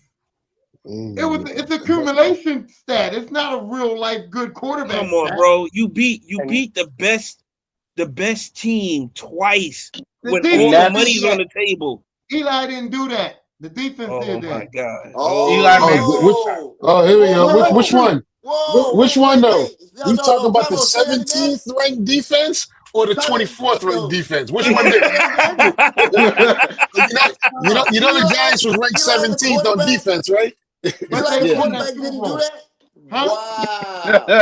Wow. It wasn't even a Which one top did it? 10 defense. It wasn't even No, a top they 10 never had a defense. top 10 defense. Oh, I know you're not wild with me when you just tried to put them. You tried to compare that Giants defense to the '85 Bears just a few minutes ago. No, I didn't. Who? I didn't say that. Who? I didn't say that. Who? I said the Giants defensive line showed. So if you have a dominating defensive line, you can have a bullshit secondary. That's what I said. I never compared it to the '85 Bears defense. But what the was real take was Tyrone just really flipped on his points earlier. That's really what the take was. Thank you. Let's talk There about are that. exceptions to every rule. Let's talk My about rule that. is quarterbacks Call win games. Tyrone. But Eli Manning did not. Eli Manning did not. He's the exception to the rule, bro. Bro, he did it on the biggest stage He did not against do shit. the allegedly one of the greatest quarterbacks of all time. How many Hall of Famers did he play with? Cheerio. It's quiet. It's real quiet. It's Michael Strahan. That's Yeah, about Michael it. Strahan. That's about it, right? Michael Strahan out there catching passes. Yeah. Okay. So I'm still waiting to hear about this vaulted defense. You know what I mean? So y'all You know- all sitting here right now saying that Eli Manning is a first ballot Hall of Famer as a quarterback in the NFL? Tyrone. It's That's No, not what I no, said. No, That's not what I Hear me said. out. He didn't- Hear me out, right? he I was didn't- gonna make a point. Dion had said that there needs to be upper room for this Hall of Fame shit. You know what I'm saying? And first ballot Hall of Famers is as close to upper room as we're gonna get, and that's for baseball, football, basketball, whatever. You know what I'm saying? So yeah. Listen. So first ballot Hall of Fame is something different. You want me to shut all this down right now? We'll shut it down like this, right? Joe Namath.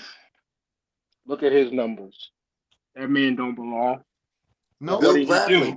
Let's talk But about. what I always talk about Bill Bradley. Let's talk about Bill Bradley. He don't belong either. But Joe Namath don't belong. But what did he do? He went out there and beat one of the greatest teams ever at that time with the guarantee. That's what did it for him. His How glitz, many his Super Bowl glamour. rings does Dan Marino have? Donut. But his numbers said he's a Hall of Famer. Right. That's the difference. That's the difference. So Eli is getting in. The name, his name, and he beat the best of the best in his era for the Super Bowl. He's getting in. He's getting in. It's happening. He's getting It's in. happening. He's getting in. Dan Marino got about 40. Dan Marino got 40 rushing yards in his career. and on that note right there of the Negro spirituals, we're done. We're gonna say bye, just like we said bye to our ancestors. Well, our ancestors is some Southern rappers would say that ancestors. Yes, Go ahead, Jerome. Oh no, you was Yo. last today. You was last. Yo, man, great show, man. I love this, man. I love the debates and the back and forth, man. Yo, this is great. Today's show, we needed about another 2 hours, man, because we even get to talk about what our president did with the whole fucking fire sale, getting rid of all these federal workers, had everybody on pins and needles in my job. And shit, we didn't get to talk about that, man. But maybe next week we'll get to talk about that. But yeah, great show, man. Otherwise, I enjoyed it, man. I'm gonna look forward to next week, man. Pass it on to my boy Jim Lamar. Yo, great show, y'all. Funny ass show. Again, Mayor, congrats. Congrats to Philadelphia, y'all. Eagles. Enjoy your win. Now suffer the misery of the Sixers on the basketball season. Go Knicks. Peace to Ishtar. Peace to Disabled Planets. Peace to Ill Magic. Everybody up here, Lisra, TJ, Mayor, Big O, and Hooks Rub. Yeah, this was Tyrone's halftime show that he wanted it to be. It was exciting. It was explosive.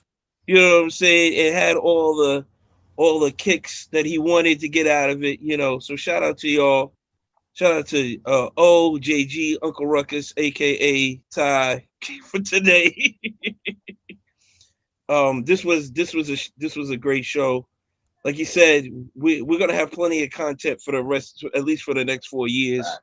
So we don't have to worry about grabbing topics because always something exciting is happening. We get into the money part of the NBA season, so I'm looking forward to that. Shout out to Saquon, finally getting his ring. He deserved it, for being out there. That's all I'm going to say about that. I'm not going to go too much on about Philly, the Eagles, or anything else about that damn state. I can't stand them. Besides that, it was a good show, good time. I'm gonna leave it to Ty. I'm gonna say that this show was disgusting to me because I had to listen to Jamal say he's glad that the Eagles won. I can't fathom that. I had to admit on this show that Jalen Hurts is a good quarterback and he played a good game. I almost threw up. I had to watch Dan come on the show and be fake humble. You know what I'm saying? No, I did not enjoy the show today. I'm gonna say no business to say this show has made me physically and mentally sick. Real quick. Tyrone, real quick, before you finish, right? Remind the listeners where you're from, please. Yeah. And say it clearly. No, I'm not gonna say it clearly. I'm from Philadelphia. And that's another thing. That's another thing. That's another thing too. Y'all don't realize, and maybe Jamal is not. Maybe Jamal's closer to me with the situation, but y'all don't realize that y'all. This is the end of it for y'all. Dan has did his Eagles thing. He did his Eagles show. He's pumped it up. Fake humble, all that. We did our Eagles episode, and this is the end for y'all. This shit for me is not going to end till the next season starts. I'm going to hit it every day till the next NFL season starts. And the fucked up part about it is the Eagles could possibly go back. This could be a 3-5-year deal for me. So I'm not enjoying my life right now, but I digress on that. And I still appreciate you guys. And I You always still got the Lakers, man. You always got the Lakers, bro. Yeah. That's not looking too promising, neighbor. But I still do have appreciation for you guys, and I do have appreciation for Jamal, who did kind of agree with me a little bit on the halftime show. So I do appreciate that. And every week I do get one of y'all. So I'm happy with it.